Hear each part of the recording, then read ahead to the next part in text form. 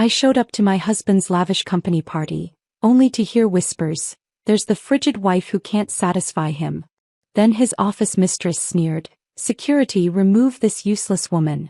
I left silently, canceled all our joint accounts, trips, and sold my $17 million stake in his company. Within minutes, my phone blew up with 56 calls. And he was at my door. The security guard at the entrance smiled and waved me through without checking my invitation. After all, I was Mrs. Robert Sterling, co-owner of the company being celebrated tonight. His respectful nod felt natural, expected even. For 15 years I'd been the woman behind Robert's success, the silent partner who reviewed contracts at midnight and hosted client dinners that sealed million-dollar deals. Tonight was different though. Tonight was supposed to be our moment. The ballroom sparkled with crystal and gold, filled with the city's most influential business leaders. I recognized the mayor chatting with the bank president near the bar, while tech moguls clustered around the hors d'oeuvres table discussing market trends. This wasn't just another corporate gathering. This was Robert's coronation as the newest member of the Billionaires Club. Before we continue, I want to thank you for joining me in sharing stories of women reclaiming their power. If you believe every woman deserves respect and recognition, please consider subscribing. It's free and helps us reach more women who need to hear this. Now let's see what happens next. I smoothed my emerald silk dress, the one Robert had chosen for me last week. "Green makes your eyes look mysterious," he'd said, kissing my forehead in that distracted way that had become his signature gesture. At 52, I still turned heads, still maintained the figure that had caught his attention 23 years ago when I was his paralegal and he was a struggling attorney with big dreams. "Margaret, darling." Patricia Hoffman, the governor's wife, air-kissed my cheeks with practiced enthusiasm. "Robert must be over the moon tonight. Such an achievement." "He's worked so hard for this," I replied, scanning the crowd for my husband's familiar frame. "We both have." Patricia's smile flickered for just a moment before returning to full wattage. "Of course, dear. You've always been so supportive." Something in her tone made me pause, but before I could analyze it further, she'd already moved on to greet someone else. I shook off the odd feeling and continued through the crowd, accepting congratulations and making small talk with faces I'd known for years. But as I moved deeper into the party, I began to notice things. Conversations that stopped abruptly when I approached. Meaningful glances exchanged over champagne flutes. Smiles that seemed forced, almost pitying. Near the chocolate fountain, I overheard Janet Morrison from the country club whispering to her husband, "I just feel so sorry for her. Everyone knows except." They noticed me approaching and immediately switched topics to discuss the weather. The knot in my stomach tightened. I finally spotted Robert near the stage, surrounded by his usual entourage of executives and investors. He looked magnificent in his custom-tailored tuxedo, silver hair perfectly styled, commanding the room with the confidence that had first attracted me to him. This was his night, his moment to shine, and I wanted nothing more than to stand beside him and share in his triumph. But as I approached, something strange happened. The circle of men seemed to close ranks, their backs turning slightly toward me as if forming a barrier. Robert continued his animated discussion about overseas expansion, completely unaware of my presence just feet away. "Robert," I said softly, touching his elbow. He turned, and for a split second I saw something flash across his face. Not joy or love or even recognition, but annoyance. Quick as lightning, it was replaced by a polite smile, the kind he reserved for persistent salespeople. "Oh, Margaret. You're here." His tone was flat, dismissive. No kiss, no arm around my waist, no introduction to the foreign investors he'd been courting for months. "Of course I'm here," I laughed, trying to keep things light. "This is our big night, remember?" One of the men cleared his throat uncomfortably and excused himself. Another checked his watch and muttered about finding his wife. Within moments, the circle had dispersed, leaving Robert and me standing alone. "I should get back to networking," Robert said, already scanning the room for his next conversation. "These deals won't close themselves." He walked away without another word, leaving me standing by the stage like a discarded prop. The rejection burned, but worse was the growing realization that people were watching, whispering, judging. That's when I heard it, crystal clear above the ambient noise of the party. "There's the frigid wife who can't satisfy him." The words came from somewhere behind me, spoken just loudly enough to ensure I'd hear. I turned slowly, my face burning with humiliation, but couldn't identify the speaker among the sea of faces. Poor thing, another voice added. She has no idea about Vanessa. Vanessa, Robert's new assistant. The 20-something blonde with the perfect figure and ambitious eyes who joined the company 6 months ago. The one who worked late nights and weekend meetings, who traveled with Robert to client presentations, who always seemed to be whispering something urgent in his ear. My hands began to shake as pieces of a puzzle I'd refused to see started falling into place. The late meetings that ran past midnight. The business trips I was suddenly excluded from. The way Robert's face lit up when his phone buzzed with what he claimed were urgent work messages. "Margaret, sweetie." The voice belonged to Vanessa herself, materializing beside me in a scarlet dress that cost more than most people's monthly rent. Her smile was sharp enough to cut glass. "Hello, Vanessa," I managed, my voice barely steady. She leaned in close, her perfume sickeningly sweet. "I think there's been a misunderstanding about tonight. This party is really for business associates and key stakeholders only." "I am a key stakeholder," I replied, finding my voice. "I own 17% of this company." "Had," she corrected with mock sympathy. "Past tense, darling. Robert's been meaning to discuss some recent changes with you." Before I could process her words, 2 security guards appeared at my elbows.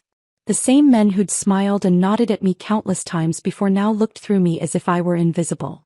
"Security, remove this useless woman," Vanessa announced, her voice carrying across the nearby conversations. The ballroom fell silent. Every eye turned toward us, witnessing my public humiliation. I looked desperately toward Robert, but he'd turned his back, engaged in what appeared to be a fascinating discussion about quarterly projections. As the guards gently but firmly escorted me toward the exit, I realized that everything I thought I knew about my life, my marriage, and my future had just shattered like crystal hitting marble. The hotel's revolving door spun behind me with a finality that echoed through my bones. Each step down the marble stairs felt like walking away from a grave, not just my marriage but the version of myself I'd carefully constructed over 2 decades. The valet who'd greeted me with such warmth an hour ago now avoided my eyes completely, suddenly fascinated by his clipboard.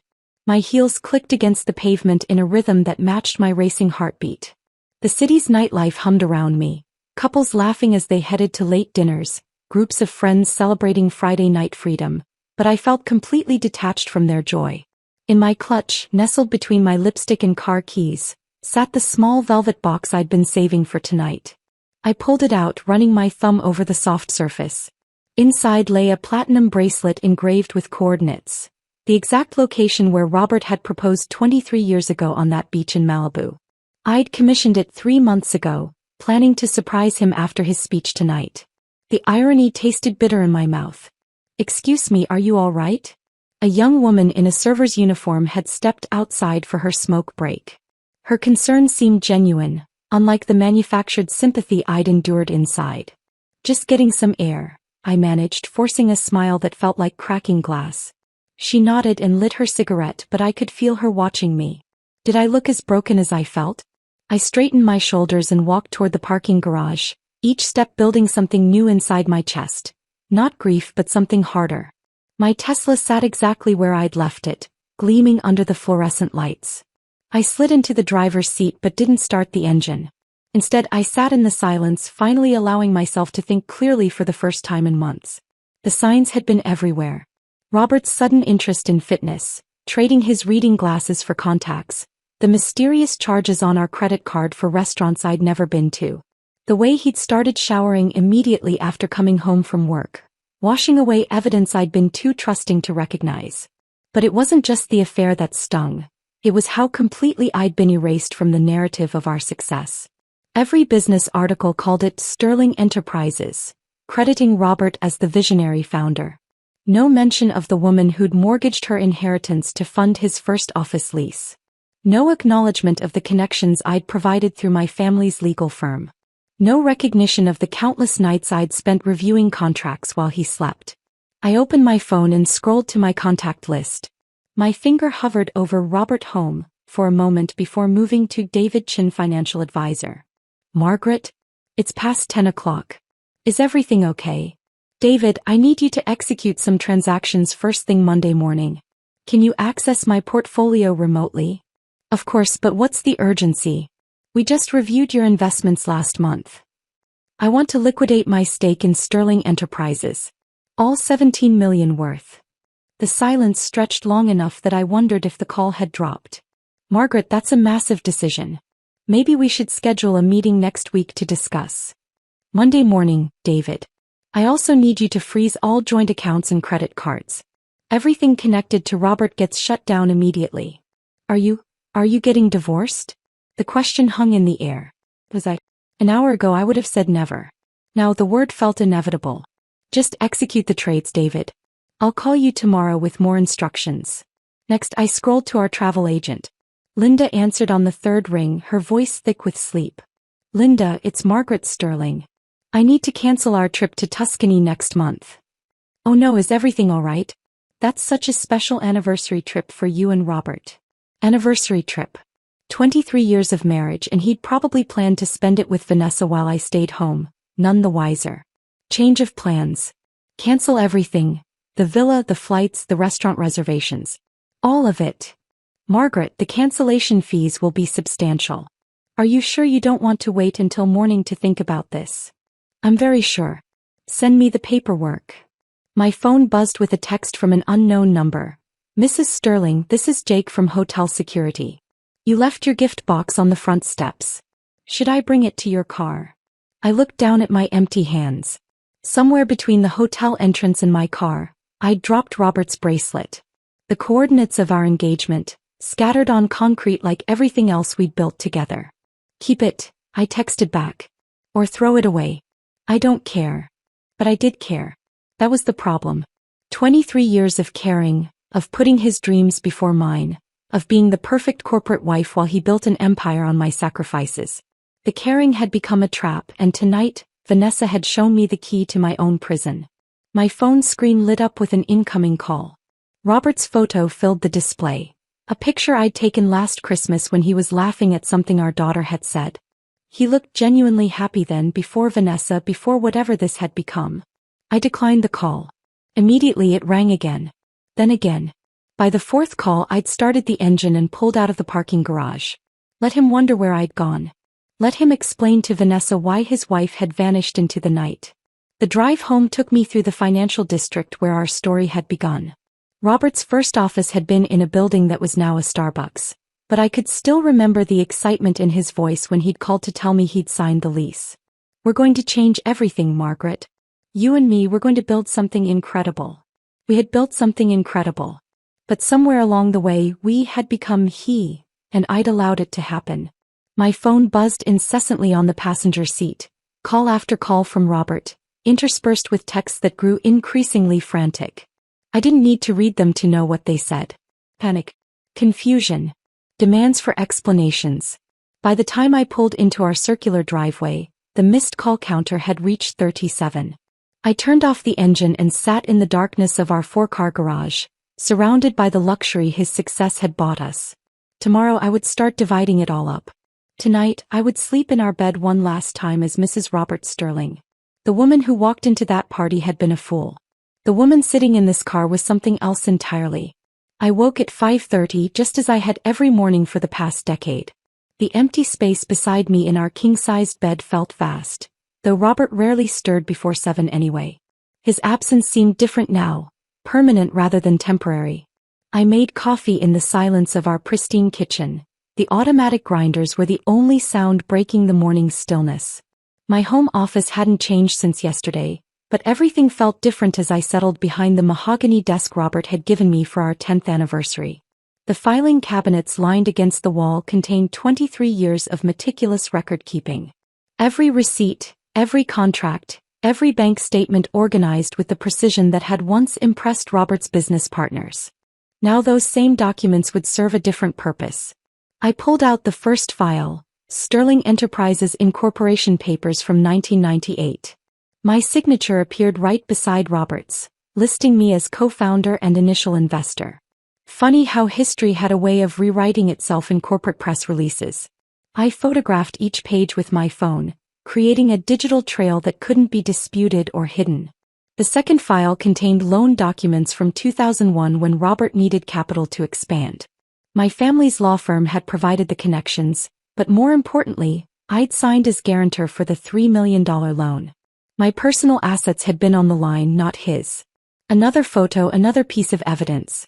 By 8 o'clock, I'd documented 15 years of financial contributions that told a story Robert's company biography conveniently omitted. The inheritance from my grandmother that funded his first major acquisition. The second mortgage on our house to cover payroll during the 2008 recession. The countless client referrals from my network that had built his empire. My phone rang. David Chen's name flashed on the screen. "Margaret, I've been trying to reach you since 6. The market's open in 30 minutes and I need verbal confirmation for these trades." "You have it. Execute everything we discussed." The Sterling Enterprises stock has already dropped 2% in pre-market trading. Word is getting out about major shareholder changes. "Are you absolutely certain?" "David, I've never been more certain of anything in my life." "All right. Give me 2 hours and it'll be done." I hung up and opened my laptop. The legal notice I drafted at 3 in the morning stared back at me, clinical and precise. No emotional appeals, no explanations, just facts.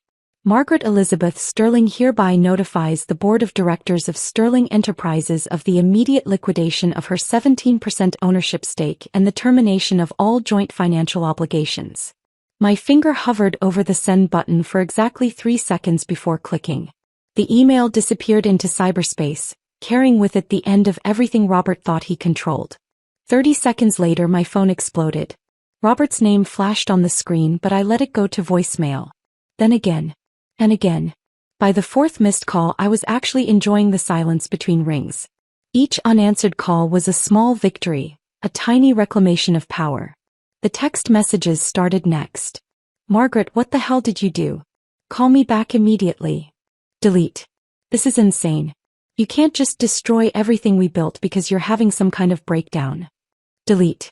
"The board is in emergency session. You've triggered a company-wide crisis. Call me." Delete. I made myself a second cup of coffee and returned to my filing cabinets. The partnership agreements Robert had insisted on renegotiating 5 years ago suddenly looked very different through my current lens. He'd been planning this for longer than I'd realized, slowly reducing my official involvement while increasing my financial liability. But he'd made one crucial mistake. He'd never removed my name from the original incorporation documents. In the eyes of the law, I was still a founding partner with equal rights to company information and decision-making authority. My phone buzzed with a text from an unknown number. "Mrs. Sterling, this is Vanessa. I hope you're feeling better this morning. Perhaps we could have coffee and discuss last night's misunderstanding." I stared at the message for a full minute. The audacity was breathtaking. The woman who'd publicly humiliated me was now reaching out like we were old friends who'd had a minor disagreement. I typed back. "There was no misunderstanding. And it's Ms. Hartford now. I'm returning to my maiden name." Her response came immediately. "Let's not be hasty. Robert is very upset and I think we can work something out that benefits everyone." Benefits everyone. As if I were a problem to be managed rather than a person who'd been betrayed. I took a screenshot of her message and added it to my growing collection of evidence. My landline rang. A number so few people had that it could only be one person. "Margaret Elizabeth, what in God's name is going on?" My sister Sarah's voice crackled through the speaker. "Robert just called me in tears saying you've lost your mind." I found my mind, actually. For the first time in years. "He says you've destroyed his company out of spite. That you're having some kind of emotional breakdown and making decisions you'll regret." I walked to my window overlooking the garden Robert had never shown any interest in maintaining. My roses were in full bloom, tended carefully by hands he'd never bothered to notice were always dirty from soil. "Sarah, did you know that I've contributed over $20 million to Robert's success? Not including the value of my time, my connections, or my unpaid labor." "Well, that's what marriages are. Did you know he's been having an affair with his assistant? That she publicly humiliated me in front of 200 people last night." Silence. "I'm not having a breakdown, Sarah. I'm having a breakthrough. There's a difference." After I hung up, the house felt peaceful again. I returned to my desk and opened a new document. If Robert wanted to play the victim, he'd need to explain 23 years of financial records that painted a very different picture. My phone showed 56 missed calls now, but the constant buzzing had become white noise. Each ignored ring felt like shedding another layer of the life that had been suffocating me without my realizing it. The woman who'd left that party in shame was gone. In her place sat someone Robert had never met, someone who knew exactly what she was worth and wasn't afraid to collect. The Sterling Enterprises boardroom had always intimidated visitors with its floor-to-ceiling windows and imposing conference table, but today I felt perfectly at home in the leather chair I'd occupied for countless strategy meetings over the years. I'd arrived 30 minutes early, spreading my documents across the polished surface like a general preparing for battle. The other board members filtered in with uncomfortable expressions, men I'd known for decades who suddenly couldn't meet my eyes. James Morrison, our longtime CFO, gave me a sympathetic nod before taking his usual seat. Patricia Webb from legal looked positively sick, probably already calculating the ramifications of my actions. Then Robert burst through the mahogany doors. 23 years of marriage had taught me to read his moods, but I'd never seen him look quite like this. His usually perfect silver hair was disheveled, his tie crooked and dark circles shadowed his eyes. The commanding presence that had dominated this room for 15 years had evaporated overnight. Vanessa slipped in behind him, her red power suit a stark contrast to her pale complexion. She positioned herself against the far wall, arms crossed defensively, trying to project confidence but failing miserably. Her eyes darted between Robert and me like a cornered animal calculating escape routes. "Margaret." Robert's voice cracked slightly on my name. "What have you done?" I leaned back in my chair, hands folded calmly in my lap. "Good morning, Robert. Gentlemen, Patricia. Thank you all for gathering on such short notice. Don't play games." Robert slammed his palm against the table, making several board members jump. "You've triggered a company-wide financial crisis. Our stock is in free fall, clients are panicking, and the bank is demanding explanations for frozen accounts." James Morrison cleared his throat. "Margaret, perhaps we could discuss a more gradual transition." "There's nothing to discuss, James. I've liquidated my position in accordance with company bylaws. Everything was done legally and properly." Robert began pacing behind his chair like a caged predator. "You've taken everything from me. 23 years of work, destroyed overnight because you're having some kind of emotional breakdown." The accusation hung in the air and I saw several board members shift uncomfortably. They were waiting for me to defend myself, to break down, to prove Robert's narrative that I was an unstable woman acting irrationally. Instead, I opened my folder and pulled out a single document. "This is the original incorporation filing from 1998, I said, my voice steady and professional. "You'll notice my name listed as co-founder and primary investor. Funny how that detail never made it into your company biography." Robert stopped pacing. That was just a formality. This is the loan guarantee I signed in 2001 when you needed $3 million to acquire Morrison Industries." I placed another document on the table. "My personal assets secured that expansion, not yours." Vanessa uncrossed her arms, suddenly paying very close attention. "And this," I continued, producing a thick stack of papers, "documents every financial contribution I've made to Sterling Enterprises over the past 2 decades. $27 million in direct investment, not including the market value of business connections, client relationships and strategic guidance." The room fell silent except for the hum of the air conditioning. Robert's face had gone from red to pale gray. "Margaret," Patricia Webb spoke carefully, "what exactly are you proposing?" "I'm not proposing anything. I'm informing you that as of this morning, I've divested all holdings in Sterling Enterprises. The company will need to restructure immediately to remain solvent." "You can't just," Robert started, but I cut him off. "I can and I have. What I built I can unbuild." For the first time since entering the room I looked directly at Vanessa. She was no longer the confident woman who'd humiliated me at the party. Her carefully applied makeup couldn't hide the fear in her eyes as she realized the implications of my actions. "Of course," I continued, still watching Vanessa, "the company could potentially recover if new leadership were installed. Someone without the baggage of recent scandal." Robert followed my gaze to his mistress and understanding dawned on his face. You're destroying everything to get back at me for. For what, Robert? For having an affair? For publicly humiliating me? For erasing my contributions from company history? I stood slowly, gathering my documents. This isn't revenge. This is business. The temperature in the room seemed to drop 10 degrees. James Morrison was frantically scribbling notes, probably calculating how to minimize damage to his own position. Patricia Webb looked like she was already drafting resignation letters. Robert slumped into his chair, the fight draining out of him. What do you want? I want what I've always wanted. Recognition for my contributions and respect for my intelligence.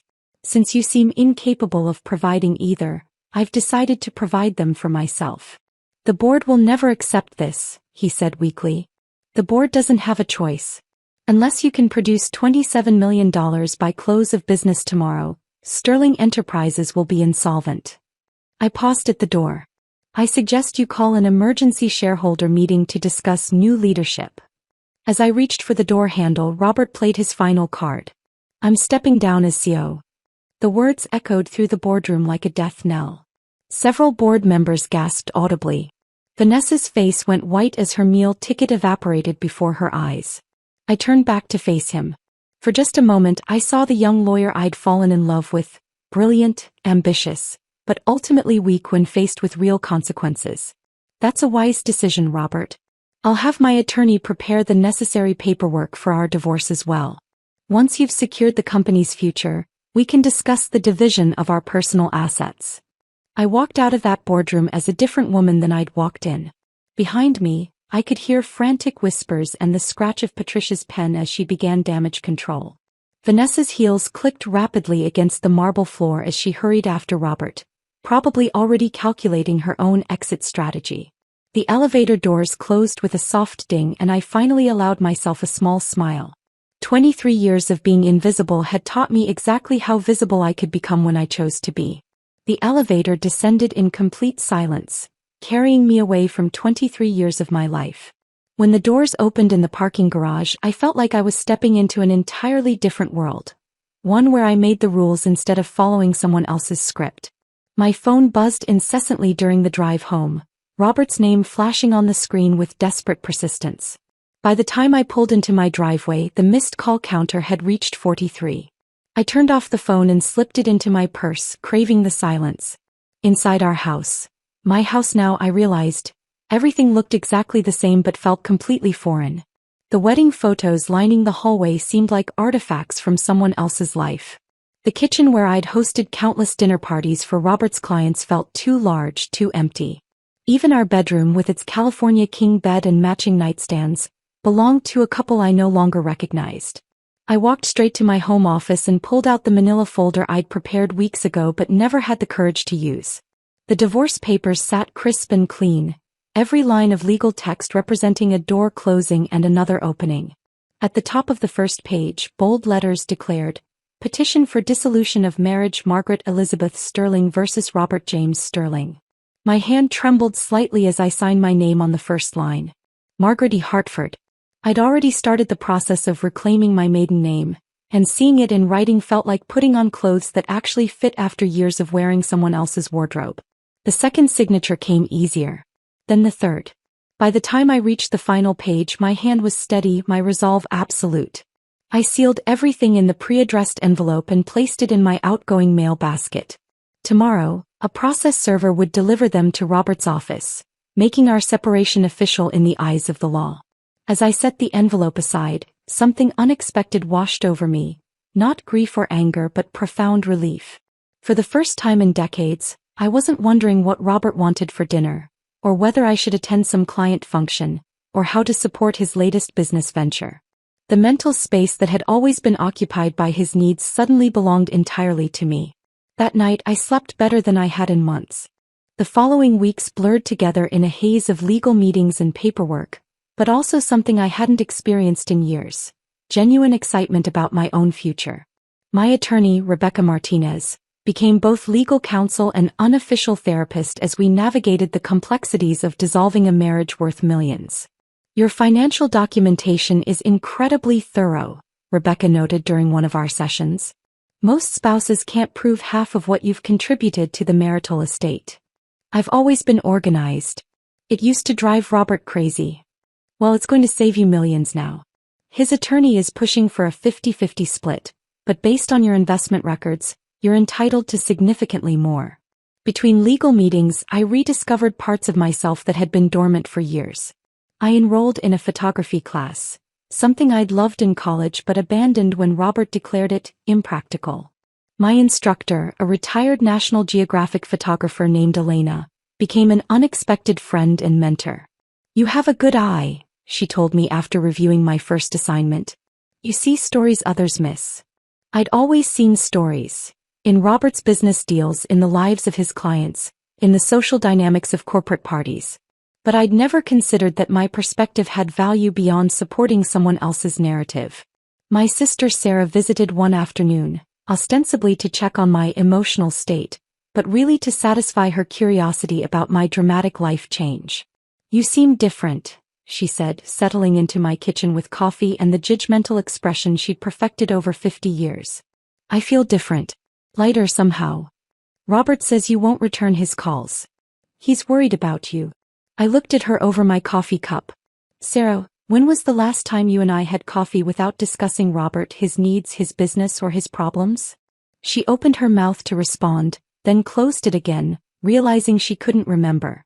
"Exactly. Even now, you're here because of him, not because you want to spend time with your sister." Her face flushed. "That's not fair." "It's completely fair. And it's not your fault.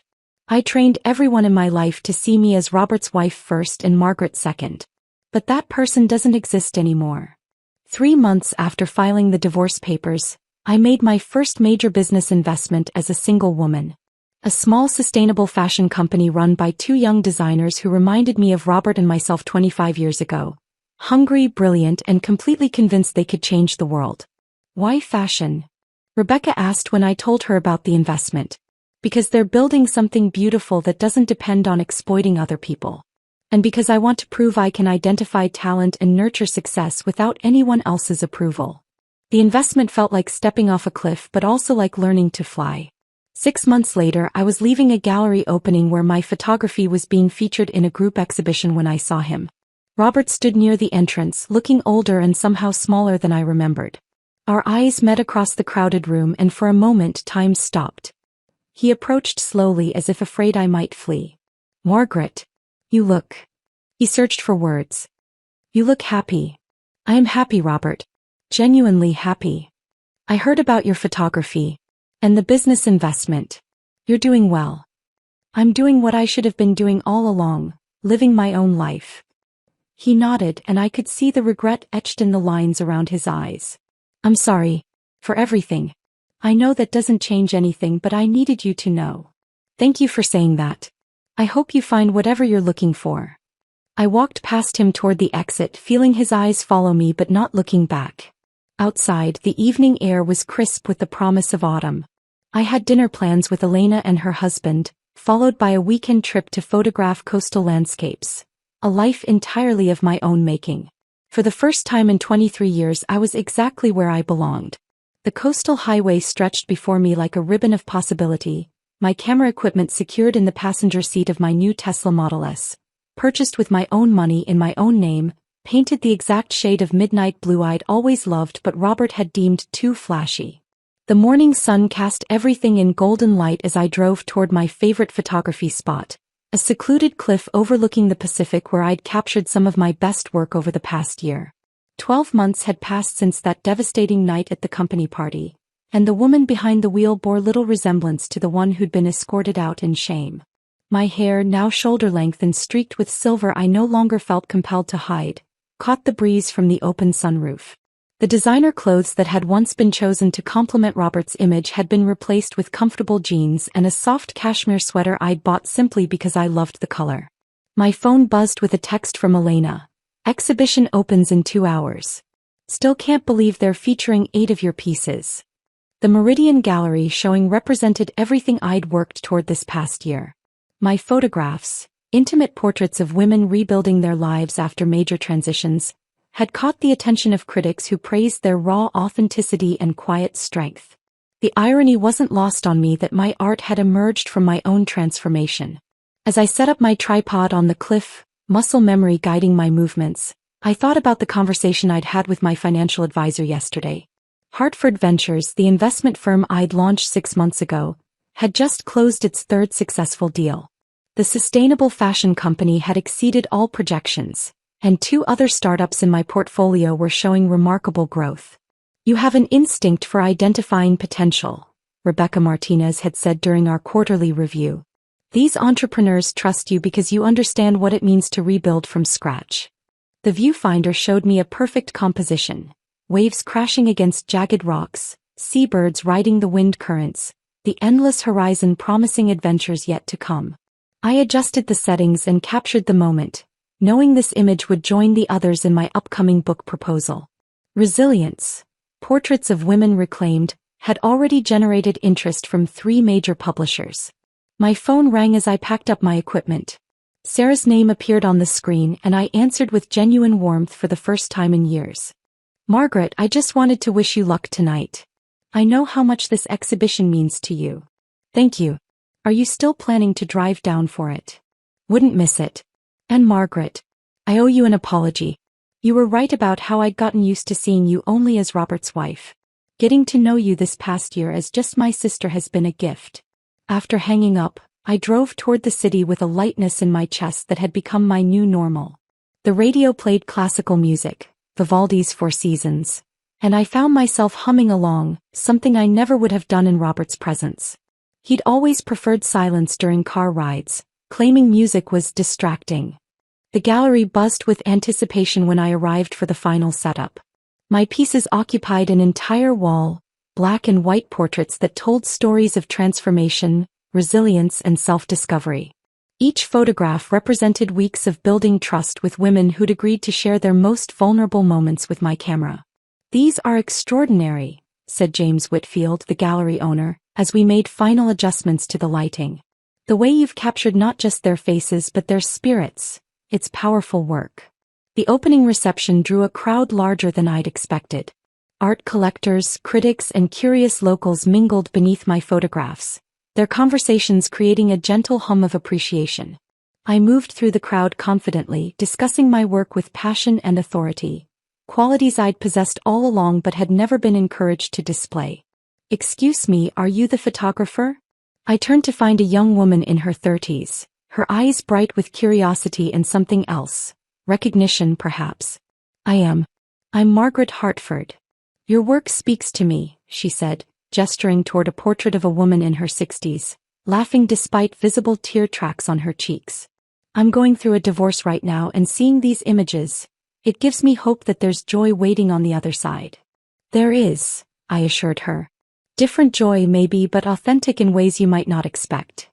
As the evening progressed, I found myself in conversations that ranged from art theory to business strategy to life philosophy. People sought my opinions, valued my insights, and seemed genuinely interested in my perspective. The invisible woman who'd once stood silently beside Robert at corporate functions had been replaced by someone who commanded attention through her own accomplishments. Near the end of the evening, Elena approached with a champagne flute and a satisfied smile. "3 red dots," she announced, referring to the small stickers indicating sold pieces. "And I overheard 2 collectors discussing commissioning portrait work from you." I accepted the champagne and took a moment to survey the room.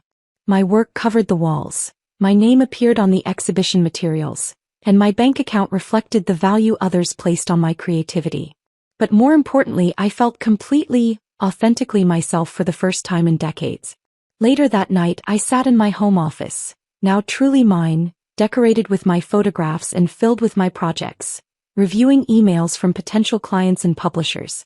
The city lights twinkled beyond my window, and I realized that somewhere in the distance, Robert was probably working late in his office, still chasing the validation he'd never found. I closed my laptop and walked out onto my balcony, breathing in the cool night air. Tomorrow would bring new opportunities, new challenges, new chances to prove that a woman's worth isn't measured by her willingness to disappear into someone else's story. The phone buzzed one final time, a text from an unknown number.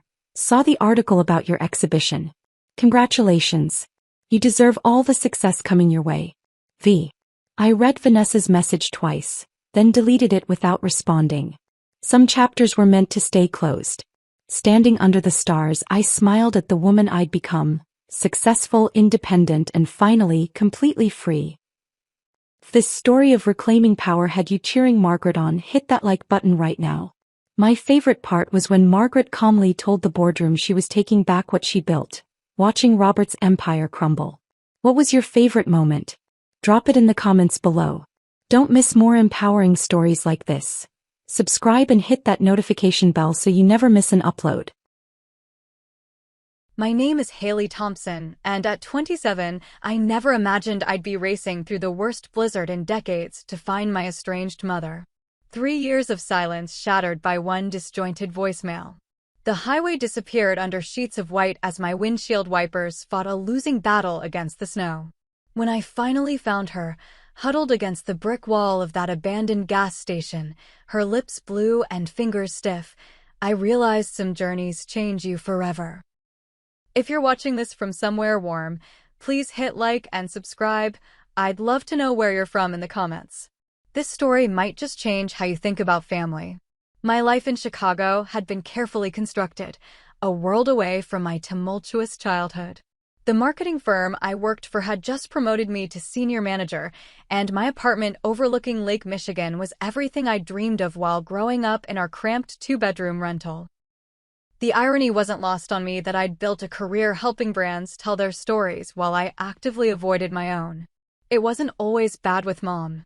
When I was little, Diane Thompson was the mother who made Mickey Mouse-shaped pancakes on Saturday mornings and crafted elaborate Halloween costumes from scratch. She read to me every night, doing all the character voices that made me giggle until my sides hurt. I still remember her warm hands brushing hair from my forehead when I had fevers, how she'd sing softly until I fell asleep. The good memories make what came after harder to reconcile. The changes were subtle at first: missed parent-teacher conferences, forgotten permission slips, the growing collection of empty wine bottles in the recycling bin. By the time I turned 13, Mom had lost her job at the bank, and our electricity got shut off 3 times that winter. "It's just temporary, Haley girl," she'd say, her smile not quite reaching her eyes. "We're survivors, you and me." And we were, but the cost was high. I became the adult in our relationship far too young. I learned to forge her signature on school forms, cook basic meals, and hide my lunch money so it wouldn't disappear from my backpack overnight. I made excuses for her when she missed my high school graduation because she was sick. I pretended not to know she'd pawned the laptop my dad had sent me for my birthday. Dad wasn't much help from his new life in California with his new wife and their twins. The child support checks came regularly, but he'd mentally checked out years before the divorce. Our monthly phone calls grew shorter until they became perfunctory birthday and Christmas exchanges. My freshman year of college was a revelation. For the first time, I experienced what normal felt like: consistent meals, uninterrupted electricity, and the luxury of focusing on my own problems. I'd won a scholarship that covered most of my expenses, and I worked 2 part-time jobs to manage the rest. I came home less and less, making excuses about study groups and campus activities. Mom's addiction worsened in my absence. Pills joined the alcohol, prescribed initially for a back injury after a minor car accident, then acquired through increasingly questionable means. When I did visit, I'd find her either manic and talkative or passed out on the couch. The house fell into disrepair around her. The final straw came 3 years ago, right after my 24th birthday. I'd just started dating Jason, a kind, steady graphic designer who worked on my floor. After months of excuses, I finally agreed to introduce him to my mother. I spent days cleaning her house, stocking her fridge, begging her to make a good impression. She seemed sober when we arrived, but halfway through dinner, she started slurring her words. By dessert, she was making inappropriate comments about Jason's pretty boy face and asking if he was good enough for her daughter. When I tried to get her to stop, she knocked over her wine glass, shattering it against the wall. "You think you're so perfect now," she spat as I cleaned up the mess. "Got your fancy job and fancy boyfriend. You're ashamed of me. Mom, you're drunk." Let's talk tomorrow when you're sober. Don't condescend to me, Haley Elizabeth. I sacrificed everything for you. The argument escalated until she said the unforgivable. You know what? You're just like your father. Selfish. The minute things get hard, you bail. Something in me snapped. I never bailed. I was a child. I emptied your vomit buckets. I paid our electric bill with my babysitting money. I wrote your checks when your hands shook too badly to hold a pen. I was never allowed to be a child because you couldn't be an adult. Jason pulled me away as tears streamed down my face. Mom stood in the doorway as we left, shouting that she never asked for any of my help, that I made her feel like a charity case. Don't bother coming back, were her final words. And I didn't. For 3 long years. I tried to convince myself it was better this way. My therapist called it a necessary boundary. My friends supported my decision to go no contact. Only a small, persistent voice in my head questioned whether I'd given up too easily. I changed my phone number a year after our fight, when her midnight calls became too frequent and too incoherent. I still sent birthday and Christmas cards to her address, but never included a return address or phone number. I asked our old neighbor, Mrs. Abernathy, to check on her occasionally and let me know if anything drastic happened. Life moved forward. Jason and I moved in together. My career flourished. I adopted a cat named Fitzgerald and joined a book club. I was building a life that made sense. Then, last Tuesday, I received a voicemail from an unknown number that made my blood run cold. Haley? Haley girl, is that you? My mother's voice, thin and confused. I don't know where I am. Everything looks different in the snow. My car stopped working. I think I was trying to find you. I'm sorry. I need help. I'm so cold. The message ended abruptly. I tried calling back immediately, but it went straight to voicemail. I called Mrs. Abernathy, who informed me that she hadn't seen my mother in nearly 2 weeks. The apartment manager reported that Diane had moved out a month ago, leaving no forwarding address. I tracked the number to a cell tower near Millridge, a small town almost 200 miles north of Chicago. A massive winter storm was barreling toward the Midwest, expected to drop over 2 feet of snow overnight. You can't seriously be thinking of driving up there, Jason said as he watched me throw warm clothes into a duffel bag. The highways will be closed by midnight. It's too dangerous. She's my mother, Jason. She sounded disoriented. What if she's hurt? Then call the police in Millridge. Have them look for her. And tell them what? That my elderly-sounding mother might be somewhere in their town? They'll put it at the bottom of their priority list. She's not elderly, Haley. She's 51. And you haven't spoken to her in 3 years because she was abusive. His words stung because they were true. But the fear in my mother's voice haunted me. I know it's complicated. But if something happens to her and I did nothing, I couldn't live with myself. Jason sighed, recognizing the determination in my eyes. At least take my SUV instead of your sedan. It has 4-wheel drive. And promise you'll turn around if the weather gets too bad. I agreed, though we both knew I was lying about the second part. Once I set my mind to something, I rarely backed down. It was a trait I'd inherited from my mother, ironically enough. As I packed emergency supplies, blankets, protein bars, a first aid kit, road flares, I wondered what I would say when I found her. If I found her. I rehearsed stern speeches about responsibility and boundaries. But beneath my anger and resentment lay a current of worry I couldn't ignore. Why had she been trying to find me? What had happened to make her leave her apartment? And why did she sound so confused? With the storm rapidly approaching and my determination set, I kissed Jason goodbye, promised to check in hourly, and headed north into the gathering darkness. The drive started innocuously enough. Chicago's skyline receded in my rearview mirror as light flurries danced in the headlights.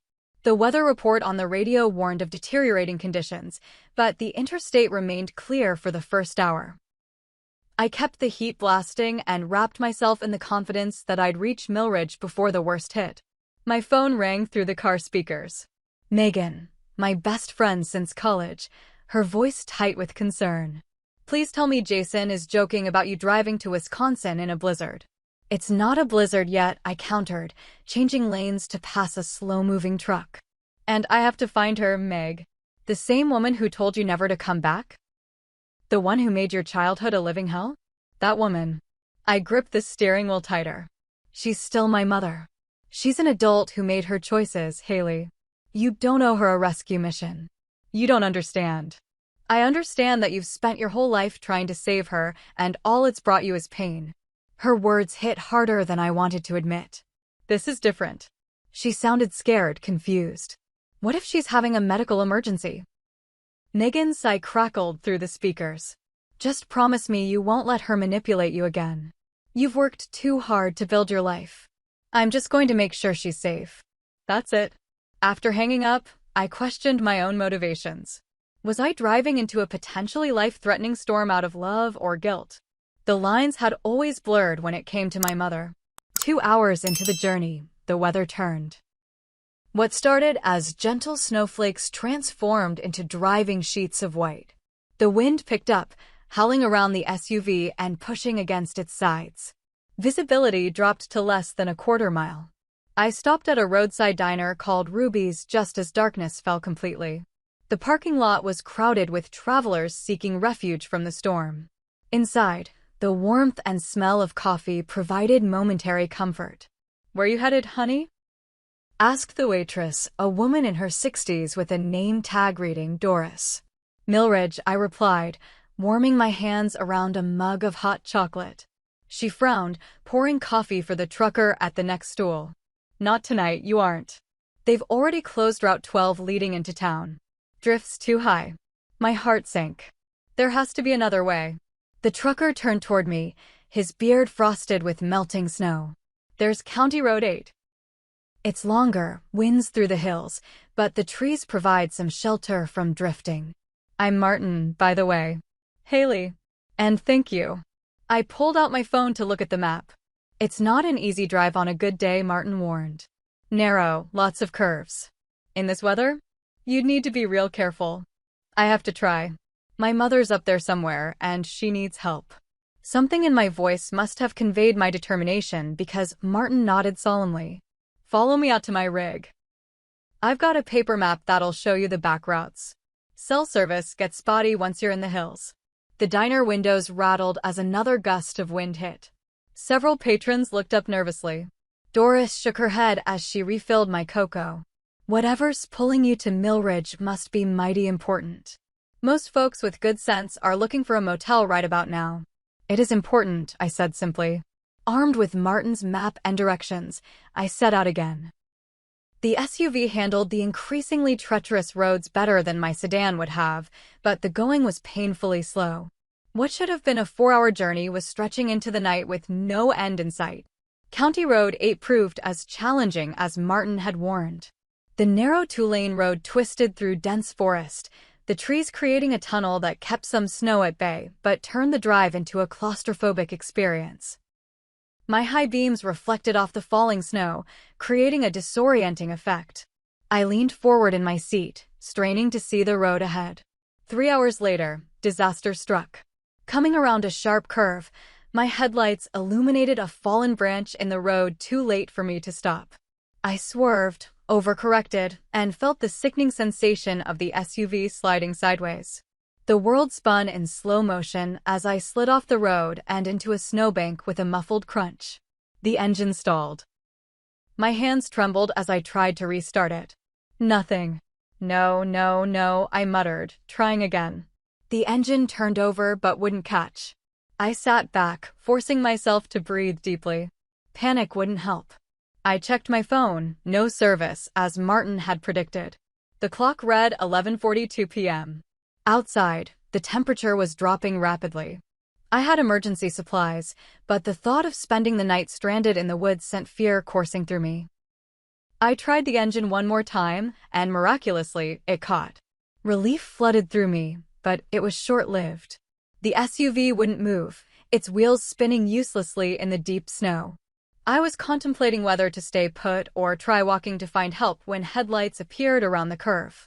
A pickup truck slowed, and a man in his 40s stepped out, approaching cautiously. "You all right in there?" he called. I rolled down my window. I slid off the road. Can't get traction. I've got a tow strap. Let me help you out. The man, who introduced himself as Paul, worked methodically in the bitter cold, attaching the strap to my SUV and using his truck to pull me back onto the road. His kindness caught me off guard, a stranger stopping in a blizzard to help without hesitation. "Where you headed?" he asked as he packed away his equipment. "Millridge. My mother's there.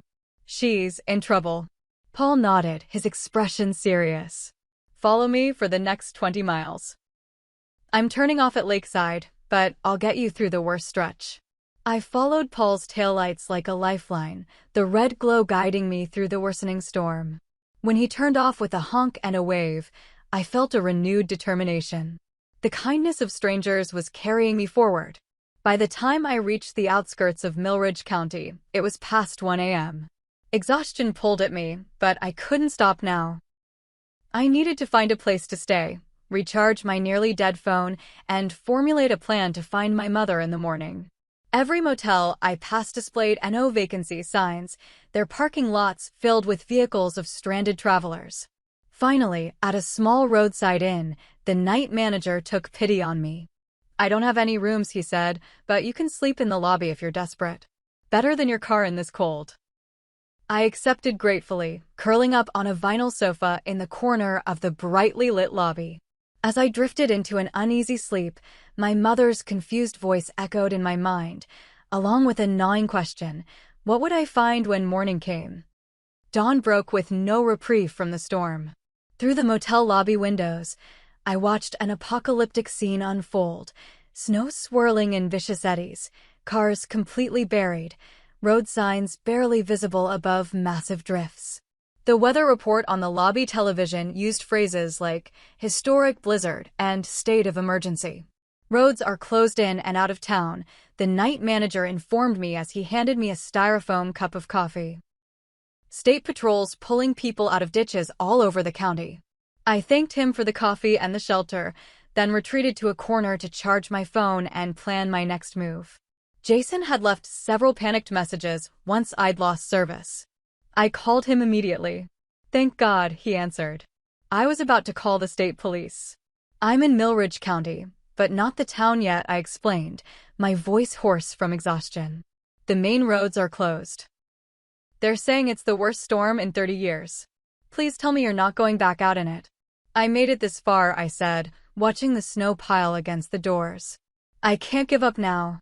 After reassuring Jason I would be careful, I pulled up the map of Millridge. The town proper was still 15 miles away. If my mother had called from there, that's where I needed to go. As I prepared to leave, the memory of our last fight flashed in my mind: her flushed face, her cruel words, my own angry tears. 3 years of silence stretched between that moment and now. What right did I have to burst back into her life? What right did she have to call me for help after everything? I pushed the thoughts away. Right or wrong, I was here now. The SUV started reluctantly in the bitter cold. The parking lot had been partially plowed, but beyond it, the roads were treacherous. I inched forward, following the barely visible tracks of a snowplow that must have passed earlier. Local radio reported multiple road closures, but mentioned that Route 16 into Millridge remained passable, for emergency vehicles only. I wasn't emergency services, but my situation felt like an emergency to me. The 15-mile journey took over 2 hours of white-knuckle driving. Twice I had to detour around fallen trees. Once I nearly slid into a ditch while avoiding an abandoned car. By the time I reached the "Welcome to Millridge" sign, my shoulders ached from tension, and my eyes burned from straining to see through the relentless snow. Millridge was a small town of perhaps 5,000 people, with a main street lined with brick buildings that might have been charming under different circumstances. Today, it was a ghost town. Snow piled in drifts against storefronts, and the few people brave enough to venture out hurried along with heads bowed against the wind. I parked outside a cafe that showed signs of life: lights on, smoke from the chimney. Inside, a handful of locals huddled over coffee cups. The young waitress looked surprised to see a new face. "You must be crazy or desperate to be driving today," she remarked as she poured me coffee. "Maybe both," I admitted. I'm looking for my mother. She called me from somewhere around here yesterday. Her name is Diane Thompson. The waitress shook her head. Don't know her, sorry. But if she's stranded, you might check with Sheriff Cooper. His office is dealing with all the emergency calls. My phone battery was dwindling again despite the brief charge. I tried calling my mother's number, but it went straight to voicemail. As I scrolled through my contacts, searching for anyone who might know where she'd been headed, the screen went black. Dead battery, despite the earlier charge. Do you have a phone charger I could use? I asked the waitress. Sorry, honey. Power's been flickering all morning. Wouldn't trust it with your phone. With no other options, I headed to the sheriff's office 2 blocks down. The walk, though short, was punishing. The wind cut through my coat, and snow found its way into my boots and down my collar. Sheriff Cooper was a burly man with a salt-and-pepper mustache and tired eyes. His office was crowded with people reporting emergencies, a collapsed barn roof, an elderly couple without heat, a diabetic running low on insulin.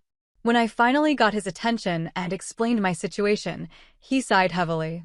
We've got 24 stranded motorists across the county, ma'am. Without more information then, she called from somewhere around here. There's not much I can do. Please, I pressed. Her name is Diane Thompson. She's 51, about 5'6", brown hair with some gray. She might seem confused or disoriented. Something flickered in his eyes. Thompson, you said? We did find an abandoned vehicle yesterday registered to a Diane Thompson. Blue Honda Civic, Illinois plates. My heart leaped. That's her. Where? Out by Jensen's gas station, about 7 miles west of town. Car was out of gas, no one inside. We figured they'd hitched a ride somewhere. Or she started walking and got lost, I said, fear clutching at my throat. I need to get out there. The sheriff shook his head firmly. No one's going anywhere until this storm breaks.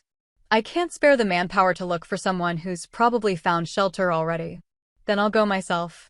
That would be extremely unwise, Miss Thompson. The road to Jensen's isn't plowed and temperatures are dropping. You'd be putting yourself at risk. I understood his position, but standing still wasn't an option. My mother had been missing for at least 24 hours in freezing temperatures. If she was confused, as her voicemail suggested, she might not have sought proper shelter. I thanked the sheriff and left, already formulating a plan. I had about a quarter tank of gas left, enough to get to Jensen's if I was careful. The SUV's 4-wheel drive had gotten me this far. It would have to get me a little farther. As I drove west out of town, following the sheriff's directions, the storm intensified. Snow flew horizontally across the windshield, and the wipers struggled to keep up. The road became narrower, winding through dense forest. 6 miles out of town, disaster struck again. The engine coughed, sputtered, and died. The gas gauge, which had shown a quarter tank, now pointed at empty. The bitter cold must have affected the sensor's accuracy. I was stranded, miles from town, with a dead phone and dwindling daylight. The temperature gauge on the dashboard showed 17 degrees Fahrenheit, and falling. For the first time since I'd received my mother's voicemail, I allowed myself to feel the full weight of fear. Not just for her, but for myself. No one knew exactly where I was. The storm showed no signs of abating. I had walked into a potentially fatal situation. Looking around the SUV, I took inventory of my supplies. 1 blanket, half a bottle of water, 2 protein bars, and a road flare. Not enough for a prolonged stay in sub-zero temperatures. The gas station couldn't be more than a mile away. Walking there in these conditions would be dangerous, but staying put might be worse. I layered on every piece of clothing I had, wrapped the blanket around my shoulders, and stepped out into the storm. The cold hit like a physical blow, stealing my breath. Snow immediately worked its way into my clothes despite my layers. Keeping the road under my feet required constant vigilance. One wrong step, and I'd be waist-deep in a drift. I trudged forward, head down against the wind, focusing on placing one foot in front of the other. The world narrowed to this single task: keep moving. Time became meaningless as numbness spread from my toes to my feet, from my fingers to my hands. Just as despair began to set in, A shape loomed ahead through the curtain of snow.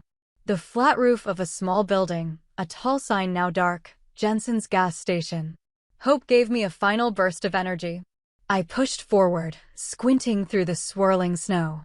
As I drew closer, I made out the outline of the building, a single-story structure with 2 gas pumps out front, all covered in snow. Then I saw it. A figure huddled against the brick wall beside the entrance. A person curled into themselves, barely distinguishable from the snowdrift forming around them. I ran the last few yards, my heart pounding with fear and recognition. "Mom?" I called, my voice thin in the howling wind. The figure didn't move. I dropped to my knees beside her. It was my mother, her face pale blue with cold, her eyes closed. She wore only a light jacket, jeans, and sneakers, nowhere near enough protection from the elements. Snow covered her like a blanket. "Mom, Diane." I shook her shoulder, panic rising in my throat. Her eyelids fluttered. "Cold," she murmured. "So cold." Relief flooded through me. She was alive. But for how long? We were both stranded in a lethal storm, miles from help, with no way to call for assistance. As I pulled her closer, trying to share what little warmth I had left, I realized the gas station door was only a few feet away. If we could get inside, we might survive. With renewed determination, I struggled to my feet and dragged my mother toward the entrance, praying it would open. The gas station door was locked, of course. I pounded on it frantically, hoping against hope that someone might be inside, but the building stood dark and silent. The windows were too high to break easily, and even if I could, the alarm might alert someone to our presence, if it worked at all in the storm. My mother stirred weakly in my arms. "Haley? Is that really you?" "Yes, Mom, it's me." I pulled her closer, trying to shield her from the worst of the wind. "We need to find shelter. Can you walk?" She nodded vaguely, but when I tried to help her stand, her legs buckled. Hypothermia had clearly set in. I remembered reading somewhere that confusion and weakness were dangerous signs. Around the side of the building, I spotted a maintenance shed. It wasn't ideal, but it might block the wind. Half carrying, half dragging my mother, I made my way toward it. The door was secured with a simple padlock that, in my desperation, I managed to break using a rock and sheer adrenaline. Inside, the shed was cramped but blessedly windproof. Tools hung on the walls, and a stack of empty plastic containers filled one corner. It wasn't warm, but without the wind chill, it felt significantly better than outside. I helped my mother sit against the wall, then wrapped my blanket around her. Her clothes were soaked through from the snow, which made her condition even more dangerous. Hypothermia 101. Get out of wet clothes. But I had nothing dry to offer her except my own layers, which were also damp from my trek. "We need to get you warm," I said, trying to keep the panic from my voice. "Mom, how long have you been out there?" She looked at me with confusion. "Haley girl? You came." Her words slurred slightly, another bad sign. "Yes, I came. I got your message." I rubbed her hands between mine, trying to restore circulation. "What happened? Why are you here?" "I was coming to see you," she said, her gaze drifting. "I needed to tell you important things." "In a blizzard?" "Mom, I stopped myself." Recriminations wouldn't help now. "Never mind. Just stay with me, okay? Stay awake." I searched the shed for anything useful. A shelf held some rags, a flashlight with dead batteries, and miraculously a tarp. It wasn't a blanket, but it was dry and could add another layer of insulation. As I worked to create a makeshift shelter within the shed, arranging the tarp over and around us, memories flooded back. A camping trip when I was 9, my mother showing me how to build a lean-to in case we got separated from our group. "Always be prepared," she'd said, her hands confident as they lashed branches together. Nature doesn't care if you're scared or tired. The irony wasn't lost on me. Here I was, using her lessons to save her life. "Do you remember teaching me about wilderness survival?" I asked, trying to keep her engaged. "That camping trip to Lake Geneva?" A faint smile touched her blue-tinged lips. "You were so mad, had to leave your video games behind." But I caught my first fish, I continued, tucking the tarp around her legs. You showed me how to clean it, cook it over the fire. You were a natural, she murmured. Always so capable. I had to keep her talking, keep her conscious. Mom, why were you trying to find me? What happened to your apartment? She was quiet for so long I thought she might have drifted off, a dangerous prospect. Then she spoke, her voice clearer than before. I got sick, Haley. Really sick. My hands stilled. What do you mean? What kind of sick? Started forgetting things. Little things at first, where I put my keys, appointments. Then bigger things. Got lost coming home from the grocery store I'd been going to for years. She closed her eyes briefly. Doctors ran tests. Said, early onset dementia. Maybe Alzheimer's. They're not sure yet. The world seemed to tilt beneath me. Dementia? My mother was only 51. Why didn't you call me? I asked, my voice breaking. Why didn't you tell me? You were so angry, she whispered. Had every right to be. And I was ashamed. Didn't want you to see me like this. A tear slid down her cheek. But it got worse. Started forgetting to pay bills. Got evicted. My heart constricted painfully. While I'd been building my perfect Chicago life, my mother had been facing this alone. Where have you been living? Motel for a while. Then my friend Susan's couch. But I got confused there too. Set off her smoke alarm trying to make tea at 3 in the morning. She suggested I find family who could help. Mom's eyes focused on me with sudden clarity. You're all I have, Haley. The brutal honesty of her statement hit me like a physical blow. Despite everything, the neglect, the addiction, the fights, she was all I had too, in terms of blood family. So you decided to drive to Chicago? In winter. She nodded weakly. Wasn't snowing when I left. Just wanted to see you explain. Then got confused, turned north instead of south. By the time I realized, the storm hit. Car ran out of gas. Tried to call you. The pieces fell into place. Her disoriented voicemail, the abandoned car, her inappropriate clothing for the weather, all symptoms of a mind beginning to fail her. I thought of all the times she'd failed me growing up, the neglect, the emotional manipulation, the chaos. I'd attributed it all to selfishness and addiction. Had some of it been early symptoms we'd both missed? Or was I making excuses for her again? It didn't matter now. What mattered was that we were both in danger, and I needed to get us out alive. We're going to be okay, I said, with more confidence than I felt. But we need to share body heat. Survival basics, right? I moved beside her, wrapping my arms around her thin frame. She felt fragile, much smaller than I remembered. When had she lost so much weight? I'm so sorry, Haley, she whispered against my shoulder. For everything. You deserved better. In all our years of conflict, through all the broken promises and disappointments, she had never offered such a direct apology. The simplicity of it, here in this freezing shed while we fought for survival, broke something open inside me. I'm sorry too, I said, my voice thick. For cutting you off. For not being there when you got sick. No. Her voice grew stronger, more insistent. Don't you dare apologize. You did what you had to do. I was toxic, Haley. I know that now. We sat in silence for a while, the wind howling outside our flimsy shelter, both of us lost in thoughts of what might have been. Tell me about your life, she said finally. Are you happy? Despite everything, I found myself smiling. I am. My job is good, challenging but rewarding. Jason and I moved in together last year. He's kind, Mom. Really kind. You'd like him if you... I trailed off, realizing what I was saying. If I was sober enough to see it, she finished for me. I am, you know. Sober. 14 months now. Surprise rendered me momentarily speechless. That's amazing, Mom. What made you stop? Woke up in the hospital after falling down the stairs. Doctor said the next time I might not wake up at all. Something clicked. She shrugged slightly. Too late to fix everything I broke, but I had to try. The weight of lost time settled between us. 14 months of sobriety that I'd known nothing about.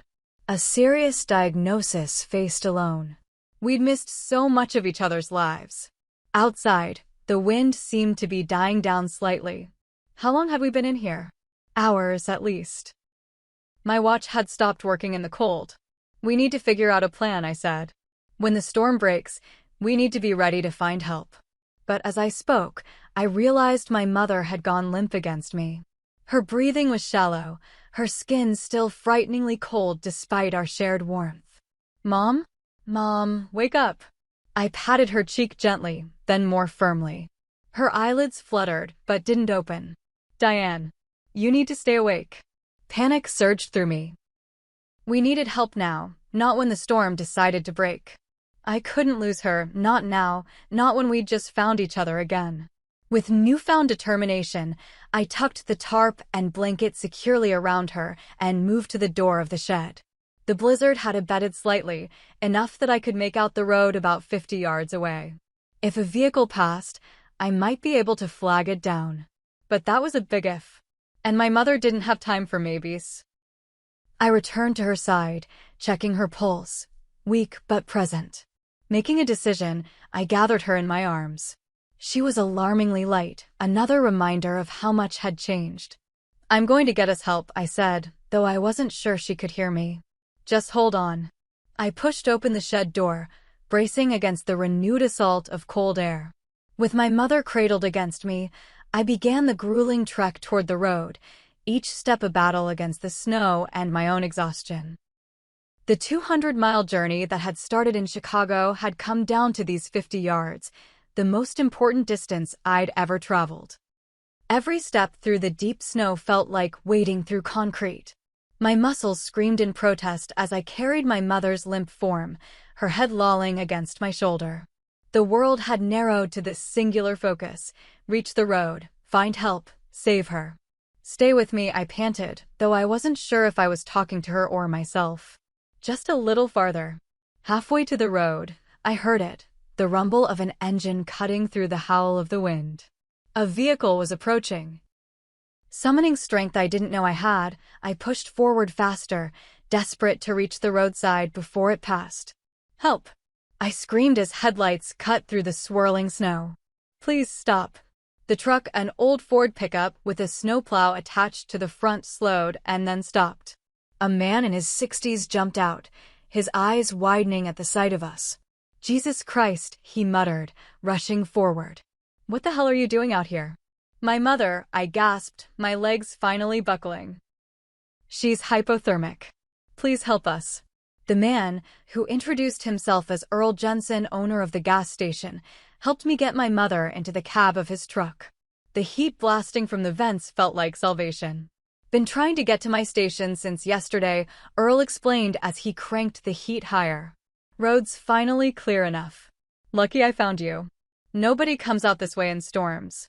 My mother remained unconscious, her breathing shallow. I rubbed her hands and face, trying to warm her gradually as I'd learned in a first aid course years ago. We need to get her to a hospital, I said, fear tightening my throat as she showed no signs of waking. Earl nodded grimly. Nearest one's in Millridge, about 7 miles. But roads are still bad. Might take us a while. He wasn't exaggerating. The journey back to town was agonizingly slow, the truck occasionally sliding on hidden ice beneath the snow. I kept my arms around my mother, monitoring her pulse and breathing, talking to her continuously, though she couldn't respond. Remember how you used to make those paper fortune tellers when I was little? I said, desperate to maintain a connection. You'd write silly fortunes inside like, you will eat ice cream for breakfast, or your room will clean itself today. I kept one in my desk drawer all through elementary school. As I spoke, memories flooded back. Not just the bad times, but moments of joy and connection I'd pushed aside in my anger. The Halloween she'd stayed up all night sewing my astronaut costume. The time she'd driven 4 hours to bring me my forgotten retainer at summer camp. The way she'd taught me to stand up for myself when a teacher had been unfair. She had been a good mother once, before addiction and mental health issues had taken her away piece by piece. And now, just as I'd found her again, I might lose her forever. Hold on, I whispered against her hair, now damp from melting snow. Please hold on. By the time we reached Millridge Community Hospital, night had fallen again. Earl helped me carry my mother through the emergency entrance, where nurses immediately recognized the severity of her condition. Severe hypothermia, I heard one say as they transferred her to a gurney. Core temperature dangerously low. They whisked her away, leaving me standing in the bright fluorescent lights of the waiting room, suddenly aware of my own exhaustion and cold. Earl awkwardly patted my shoulder. "You need looking after too," he said kindly. "Let me find someone." A nurse eventually led me to an exam room, where a doctor checked me for frostbite and hypothermia. I was lucky, she said, my multiple layers had protected me from the worst effects. Still, they wanted to observe me for a few hours, especially given my extreme fatigue. "What about my mother?" I asked. "Diane Thompson?" "The trauma team is with her now," the doctor replied, her expression carefully neutral. "They're doing everything they can." The professional detachment in her voice terrified me more than any explicit warning could have. I knew that tone. It was the same one doctors had used when telling me my grandfather might not make it through the night when I was 12. "Please," I said, gripping the doctor's arm. "She's all I have." Something in my voice must have reached her because her expression softened. "I'll check on her status for you. Try to rest meanwhile." Rest was impossible. As soon as the doctor left, I found my way to a phone and called Jason, who answered on the first ring. "Haley? Is that you? Where are you?" The sound of his voice, familiar, concerned, safe, broke through my remaining composure. I sobbed as I explained everything, finding my mother, the shed, her diagnosis, her current condition. "I'm coming," he said immediately. "Roads are clearing. I'll be there by morning." "You don't have to." "Yes, I do," he interrupted firmly. "You're not alone in this, Haley. Neither of you are." After hanging up, I made my way to the ICU waiting area, refusing to be confined to my exam room. A nurse took pity on me and brought me scrubs to change into, along with a sandwich and coffee. "Your mother is stable but critical," she told me. "The doctor will be out to speak with you soon." The waiting room clock ticked loudly, marking minutes that felt like hours. I dozed fitfully in the uncomfortable chair, jerking awake at every sound, expecting news. When the doctor finally appeared, her face was grave. "Miss Thompson?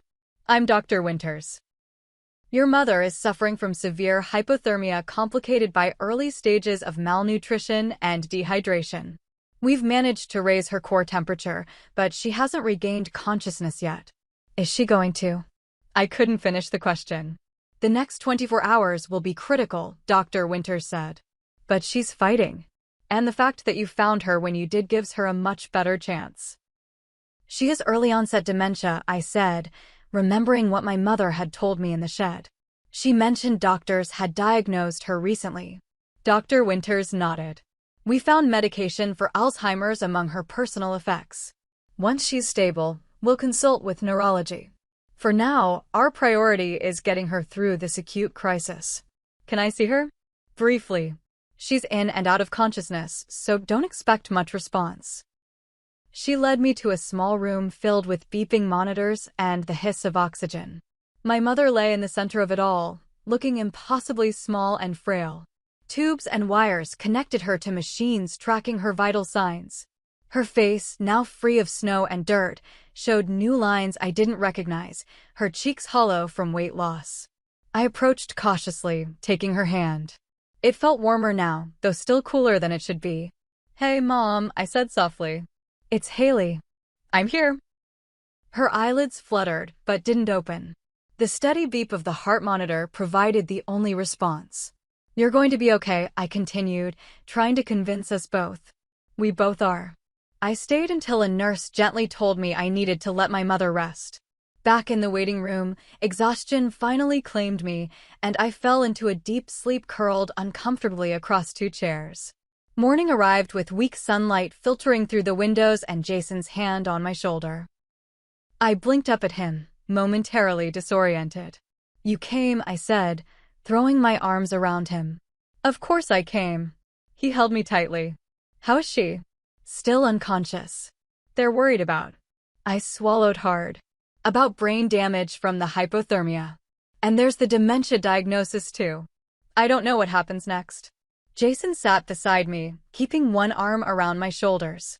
One step at a time. First, she needs to wake up. Then we'll figure out the rest. We? I looked at him, surprised. Yes, we. He met my gaze steadily. She's your mother, Haley. She's part of your life, which makes her part of mine too. Fresh tears welled in my eyes, but before I could respond, Dr. Winters appeared. Miss Thompson? Your mother is awake and asking for you. I nearly knocked over a chair in my haste to follow her. Jason squeezed my hand before letting me go alone. My mother was sitting up slightly, still connected to various monitors, but looking more present than she had in the shed. Her eyes found mine as I entered, and she gave a weak smile. Haley girl, she said, her voice hoarse. You found me. I found you, I confirmed, moving to her bedside. How are you feeling? Like I've been hit by a truck, she admitted. The doctor says you saved my life. I shook my head. Earl Jensen saved both our lives. But you came looking for me. After everything, you still came. The simple statement hung between us, laden with all our complicated history. Of course I came, I said finally. You're my mother. She closed her eyes briefly, a tear slipping down her cheek. I don't deserve you. Mom, no, please. Let me say this while I'm clear-headed. She opened her eyes, fixing me with a gaze more lucid than I'd seen in years. I failed you, Haley. So many times. The drinking, the neglect, the emotional manipulation. None of that was your fault. All of it was my failure. I sat carefully on the edge of her bed, taking her hand. Why didn't you tell me about the diagnosis? She looked away. Pride. Shame. Fear that you'd feel obligated to help out of duty, not love. I wanted to get better first, prove I could be the mother you deserved. And the apartment? Getting evicted. Started forgetting to pay bills. Then forgot I'd forgotten. She attempted a small laugh that turned into a cough.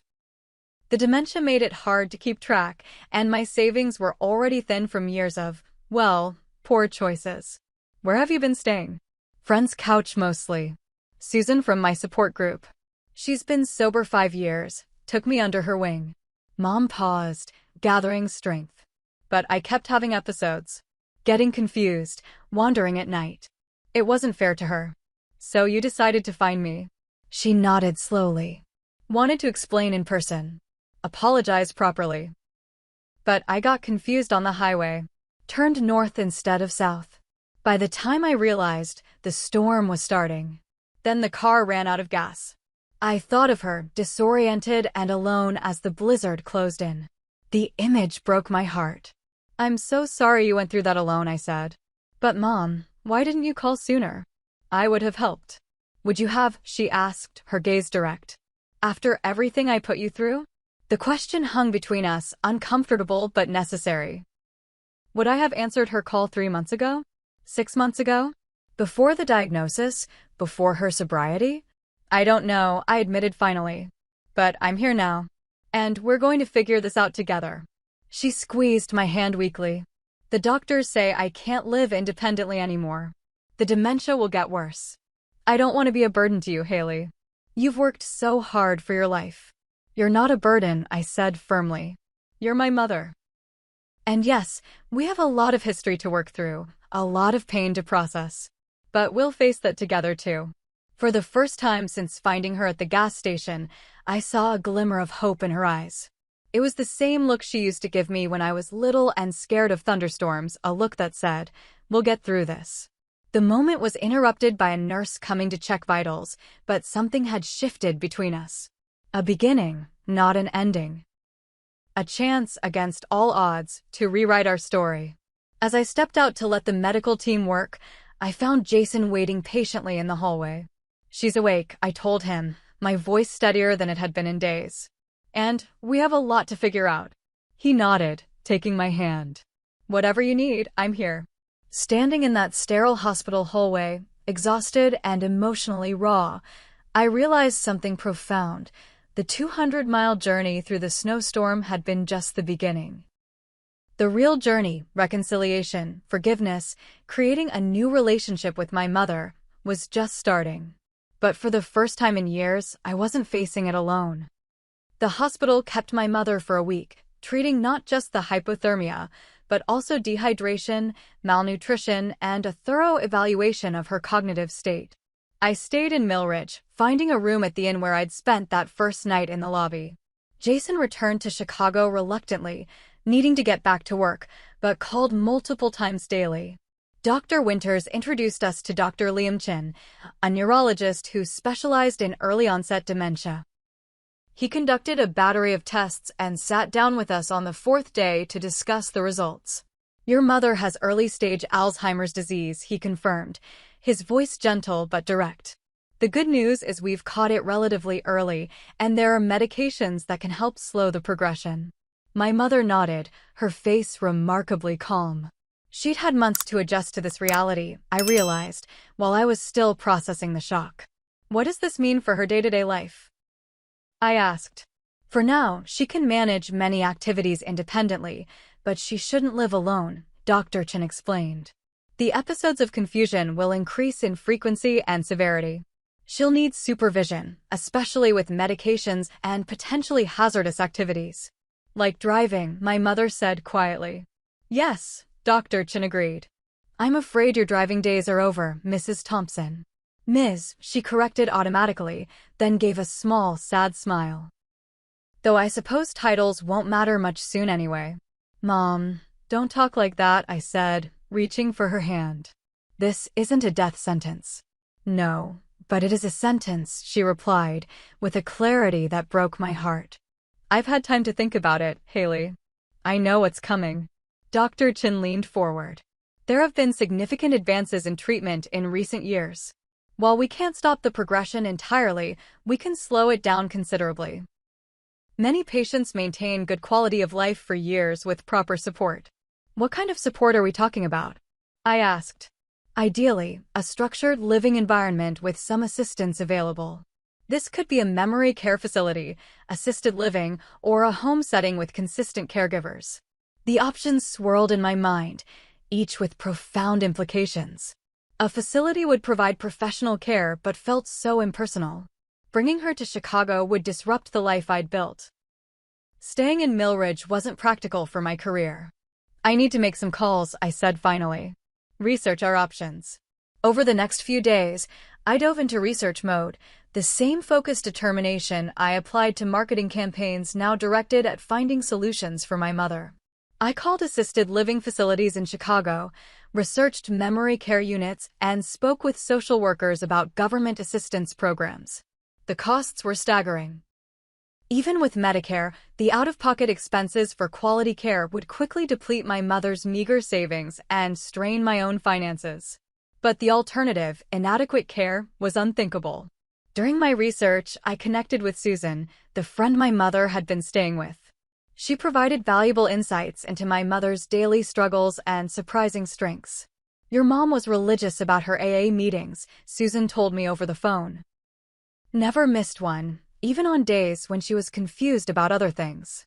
And she volunteered at the community garden twice a week. Working with plants seemed to center her." These glimpses into my mother's recent life, her determination to maintain sobriety, her attempt to contribute to her community, painted a picture of a woman trying desperately to rebuild herself. A woman I hadn't given a chance to know. On her last day in the hospital, I sat beside my mother's bed while we waited for discharge papers. She looked better, some color had returned to her cheeks, and she'd gained a couple of pounds from regular meals. "I've been thinking about what happens next," I began carefully. She nodded. "Me too. I've already looked into some state-funded facilities. I want you to come to Chicago," I interrupted. "To live with me and Jason." Surprise flickered across her face. "Haley, no. Your life is just getting started. I won't be your burden." "You're not a burden," I insisted. "You're my mother. And I've missed too much already." "It's not that simple. This disease, it's going to get ugly. Confusion, mood swings, eventually not recognizing you. You didn't sign up for that." "Neither did you," I pointed out. "But here we are." She studied my face, searching for doubt or reluctance. "Have you talked to Jason about this?" "It's his home too." "I have," I admitted. "He's supportive. We have a spare bedroom that gets good natural light. It's not huge, but, Haley, She placed her hand over mine. I appreciate what you're offering. More than you know. But I need you to think about this carefully. Not just the logistics, but emotionally. Our relationship has been complicated. Are you sure you're ready to be my caregiver? The question gave me pause. Was I romanticizing the situation? Letting guilt drive my decisions? I thought about the 3 years of silence between us, the childhood wounds still healing, the trust still being rebuilt. I don't have all the answers, I said honestly. And yes, there's probably some guilt motivating me. But there's love too, Mom.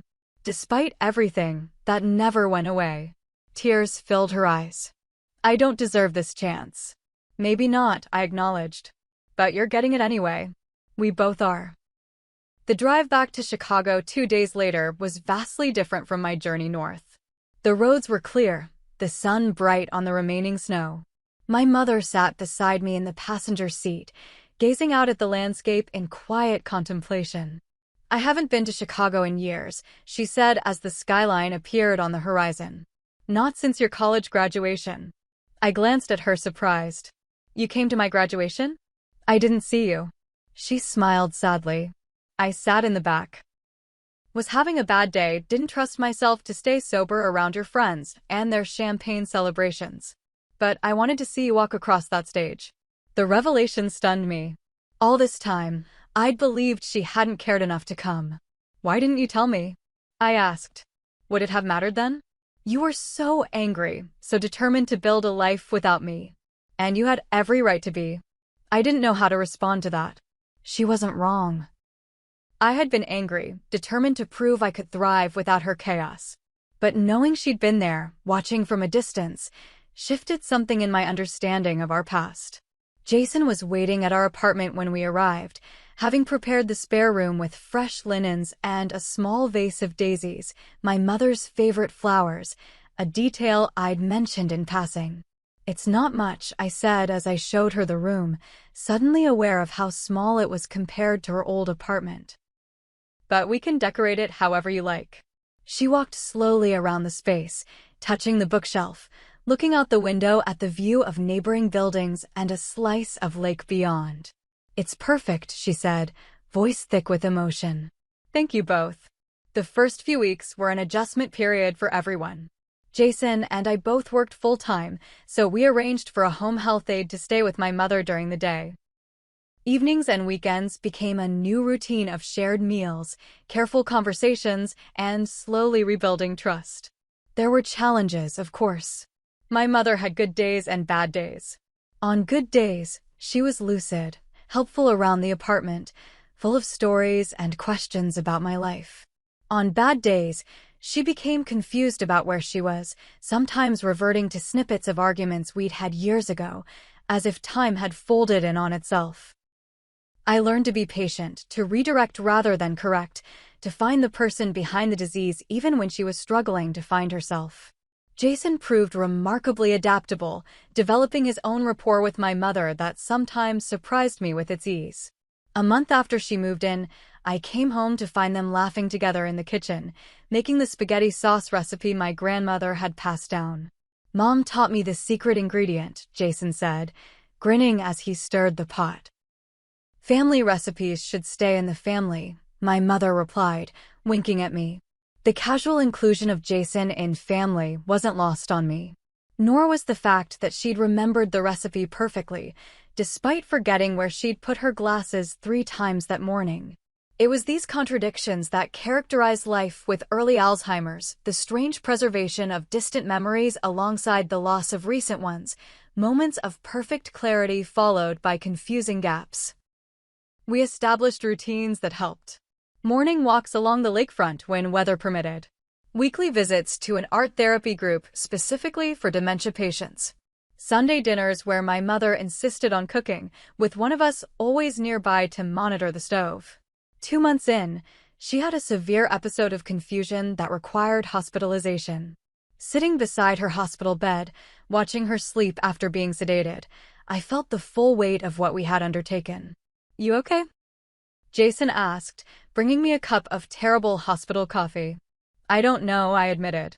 I thought I was prepared for this, But seeing her not recognize me today, it was like losing her all over again. He sat beside me, our shoulders touching. You know, my grandfather had Alzheimer's. By the end, he didn't know any of us. But my mom said something I never forgot. She said, "Even when he doesn't know who I am, I still know who he is." The simple wisdom of that statement resonated deeply. Even as parts of my mother slipped away, my knowledge of her, both the good and difficult parts, remained intact.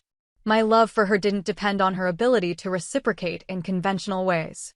When she was released the next day, something had shifted in my approach. I stopped looking for the mother I remembered and started appreciating the person in front of me. A woman fighting a devastating disease with dignity, a woman who, despite her cognitive decline, still found ways to express love. She began leaving me small notes around the apartment, reminders to herself that transformed into unexpected gifts for me. Haley likes almond milk in her coffee, read one sticky note on the refrigerator. Thank Haley for the blue sweater, said another by her bedside. Tell Haley about the dream with the beach, was stuck to the bathroom mirror. Some days she forgot she'd written them. Some days she forgot who Haley was. But the notes continued, breadcrumbs of her consciousness, her determined effort to hold on to connections even as they began to slip through her fingers. 6 months after the snowstorm, we established a new tradition. Every Sunday, weather permitting, I would drive my mother to a nearby botanical garden. Something about the predictable patterns of nature, the cyclical reliability of plants, seemed to ground her. "I used to garden, you know," she told me one Sunday as we sat on a bench surrounded by late summer blooms. "I know, Mom. You had that vegetable patch behind our apartment in Milwaukee." She looked surprised. "You remember that? You were so little." "I remember the tomatoes. How proud you were when I ate them straight off the vine." Her smile held a flash of her younger self, the mother who had taught me to appreciate small wonders. "I wasn't always a disaster, was I?" she asked, a rare moment of meta-awareness about her past. "No," I said, taking her hand. "You weren't. And you're not now either."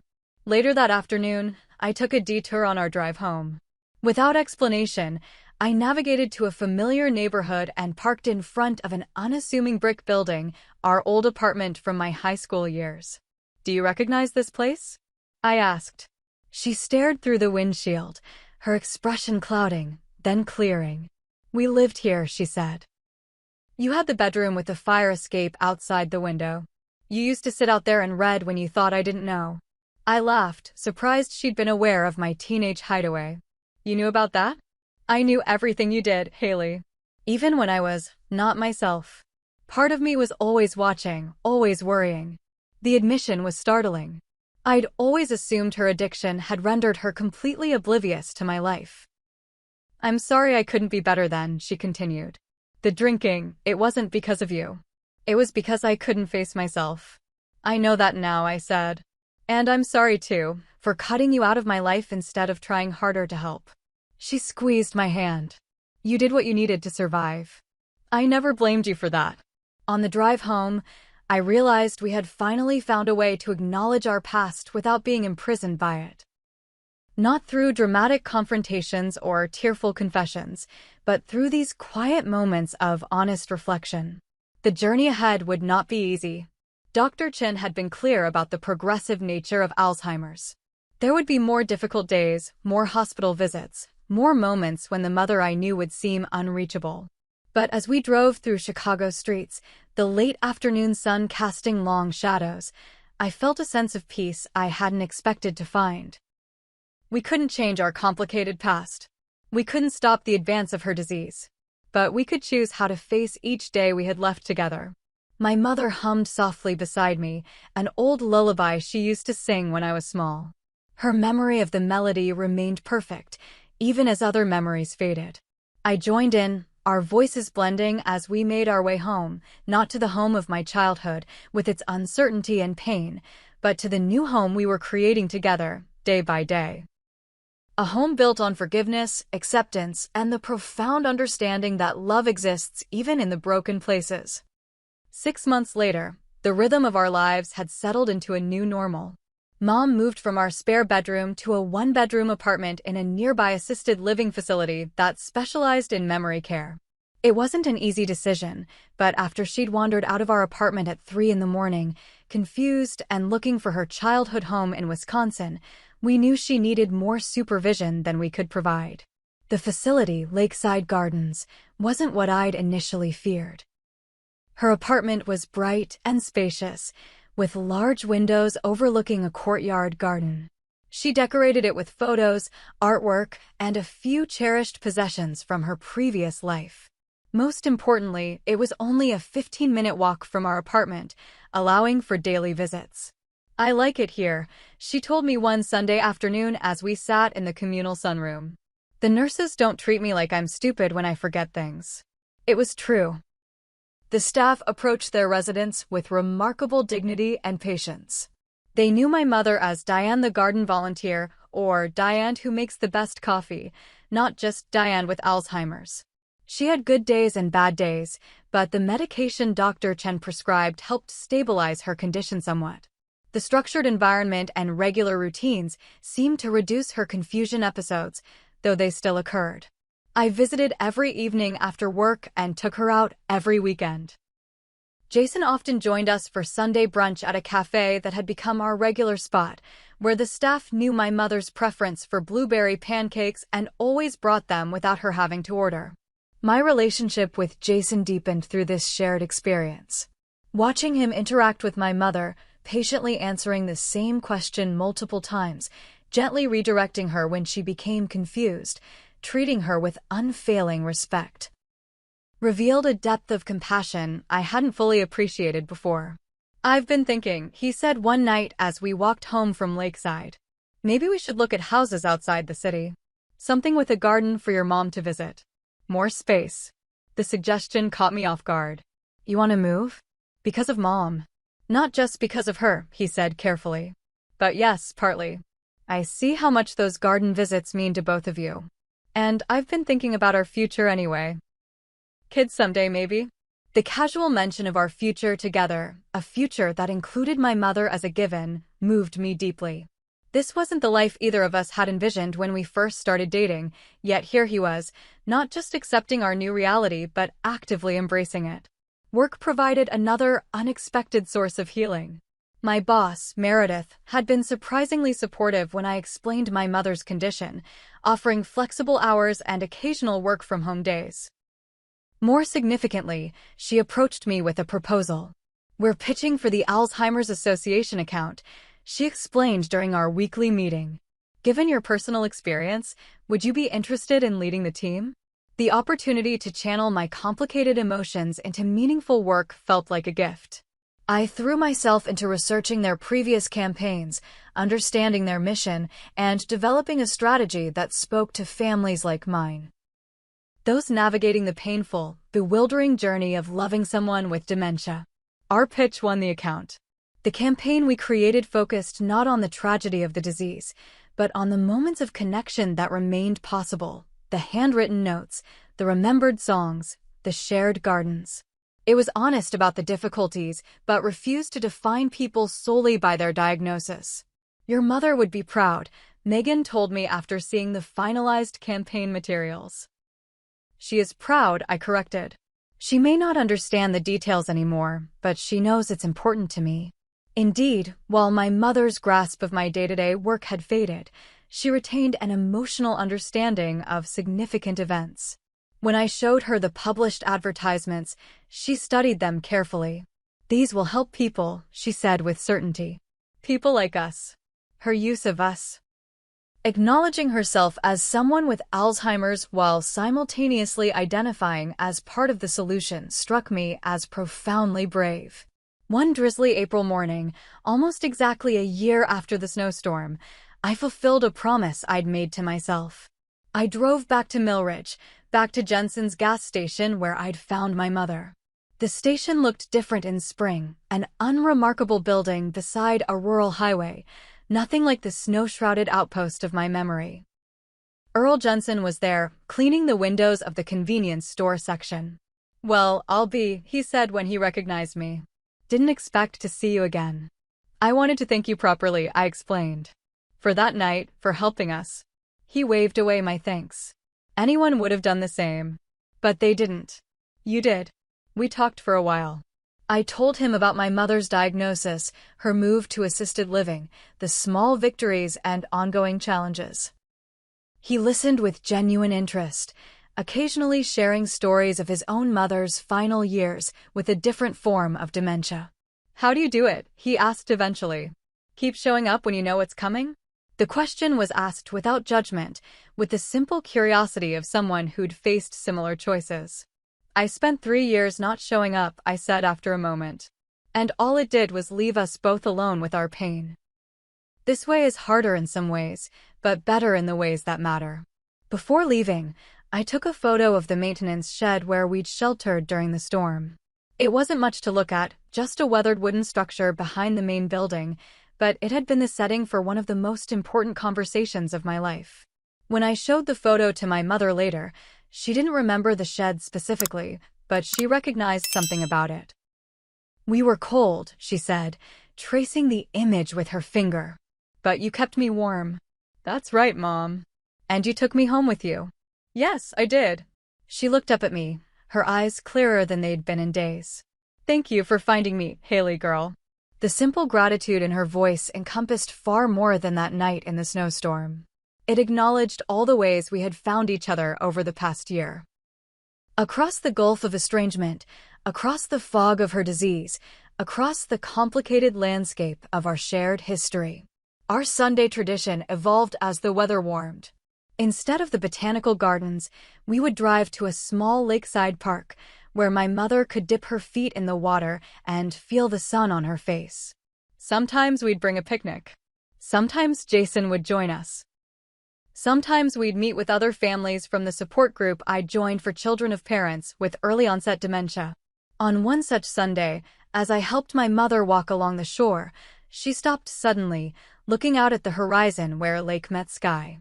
I used to bring you to a lake like this, she said. When you were little. Lake Mendota, I nodded. In Madison. We'd feed the ducks. She smiled. You remember so much. I'm remembering for both of us now, I said gently.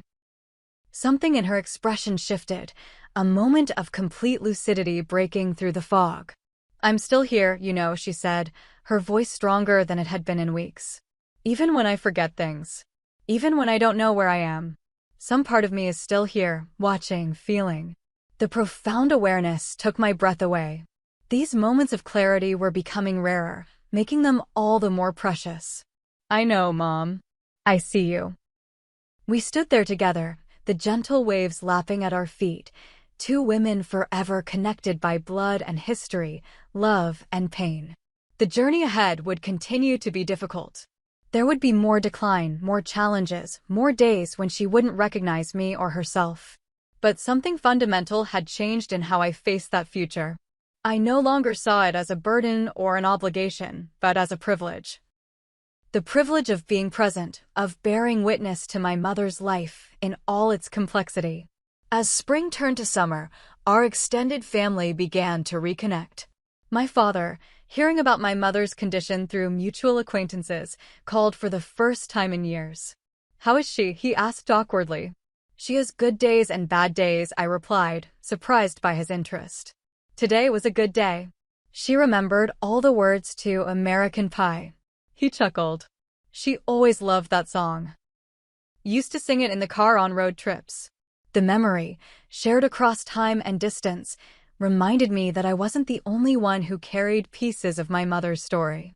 By reaching out to relatives, old family friends, and even my father, I began collecting these fragments, creating a mosaic of memories that could never be erased by disease. One particularly meaningful Sunday, I drove my mother past the gas station where I'd found her freezing in the storm. The summer rain fell gently, so different from the blizzard that had nearly taken her life. Rain reminds me of something, she said, watching droplets race down the car window. Something important. The night I found you? I suggested gently. She shook her head, frustrated by the gap in her memory. No, something good. Something with you. I waited patiently, letting her find the thread of the memory at her own pace. Your first day of kindergarten, she said suddenly. It rained. You were so nervous. I walked you to class, and when I turned to leave, you grabbed my hand and said, "What if you forget to pick me up?" I stared at her, astonished. I had no recollection of this moment. I knelt down, she continued, lost in the memory, and said, "Haley girl, I could forget my own name, but I would never, ever forget to come back for you." Tears filled my eyes at the unintentional prophecy in her words. She had indeed begun to forget her own name on her worst days, yet some essential part of her had never forgotten me. "I kept that promise, didn't I?" she asked, suddenly uncertain. "Yes, Mom," I assured her, taking her hand. "You always came back for me. And now it's my turn to do the same for you." That evening, as I helped her settle back into her apartment at Lakeside Gardens, she grew pensive. "I've been thinking about what happens later," she said, arranging her medication on the nightstand. "When I can't make decisions anymore." I sat beside her on the bed, hearing the fear beneath her words. "We have good doctors, Mom. And I'll always make sure you're taken care of." "I know that. But I want to tell you something important while I still can." She took my hands in hers. "When the time comes when I'm not me anymore, don't put your life on hold. Don't stop living because I am." "Mom, no, listen." Her grip tightened. "I wasted too many years.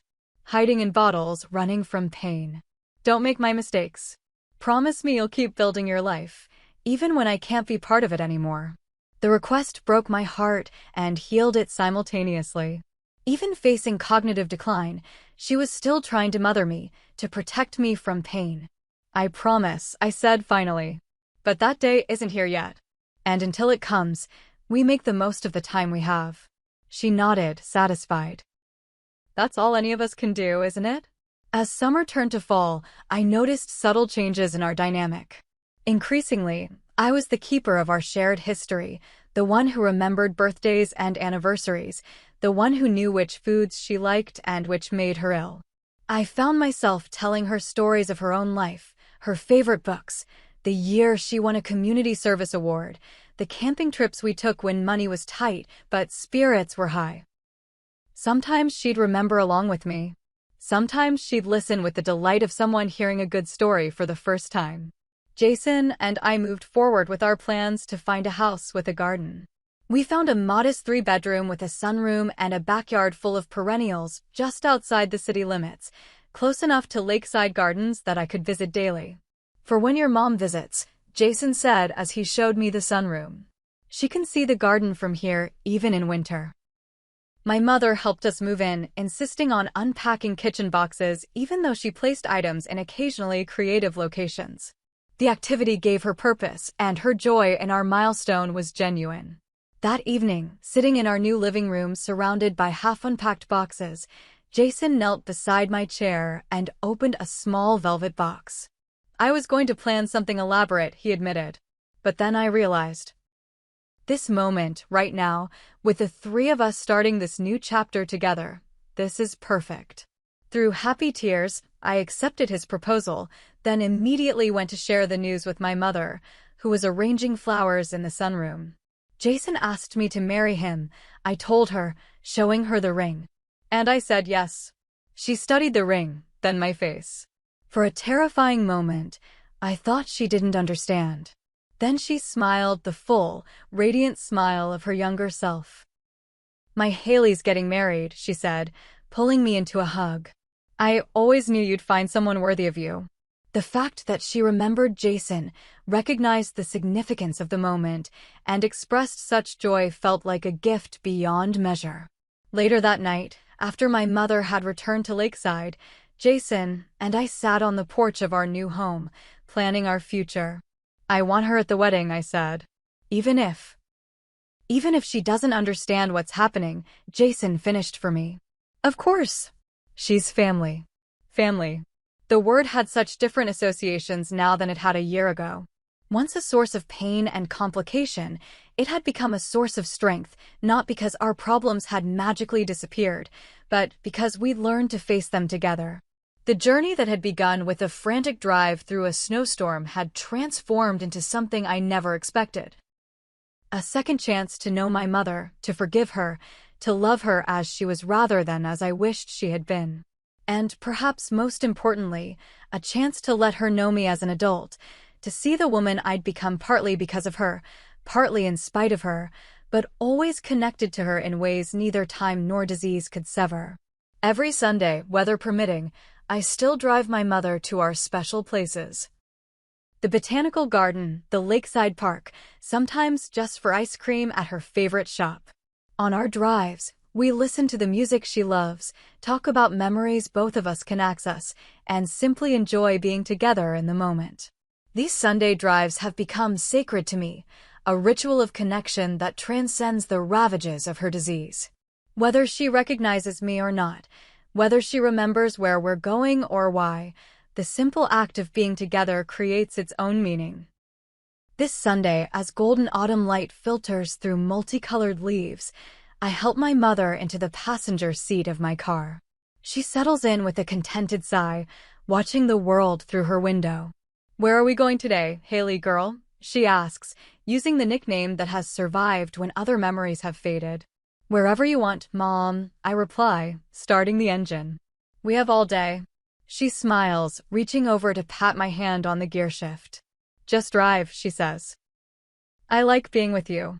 And so I drive, treasuring these moments while they last, storing memories for both of us, finding beauty in a journey I never expected to take.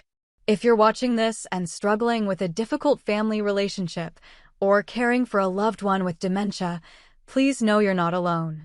The road isn't easy, but there can be profound connection even in the hardest circumstances. I'd love to hear your stories in the comments below. Have you ever reconnected with an estranged family member? Or found unexpected healing in a challenging situation?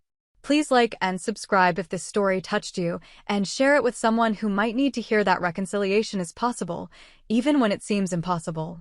Thank you for joining me on this journey.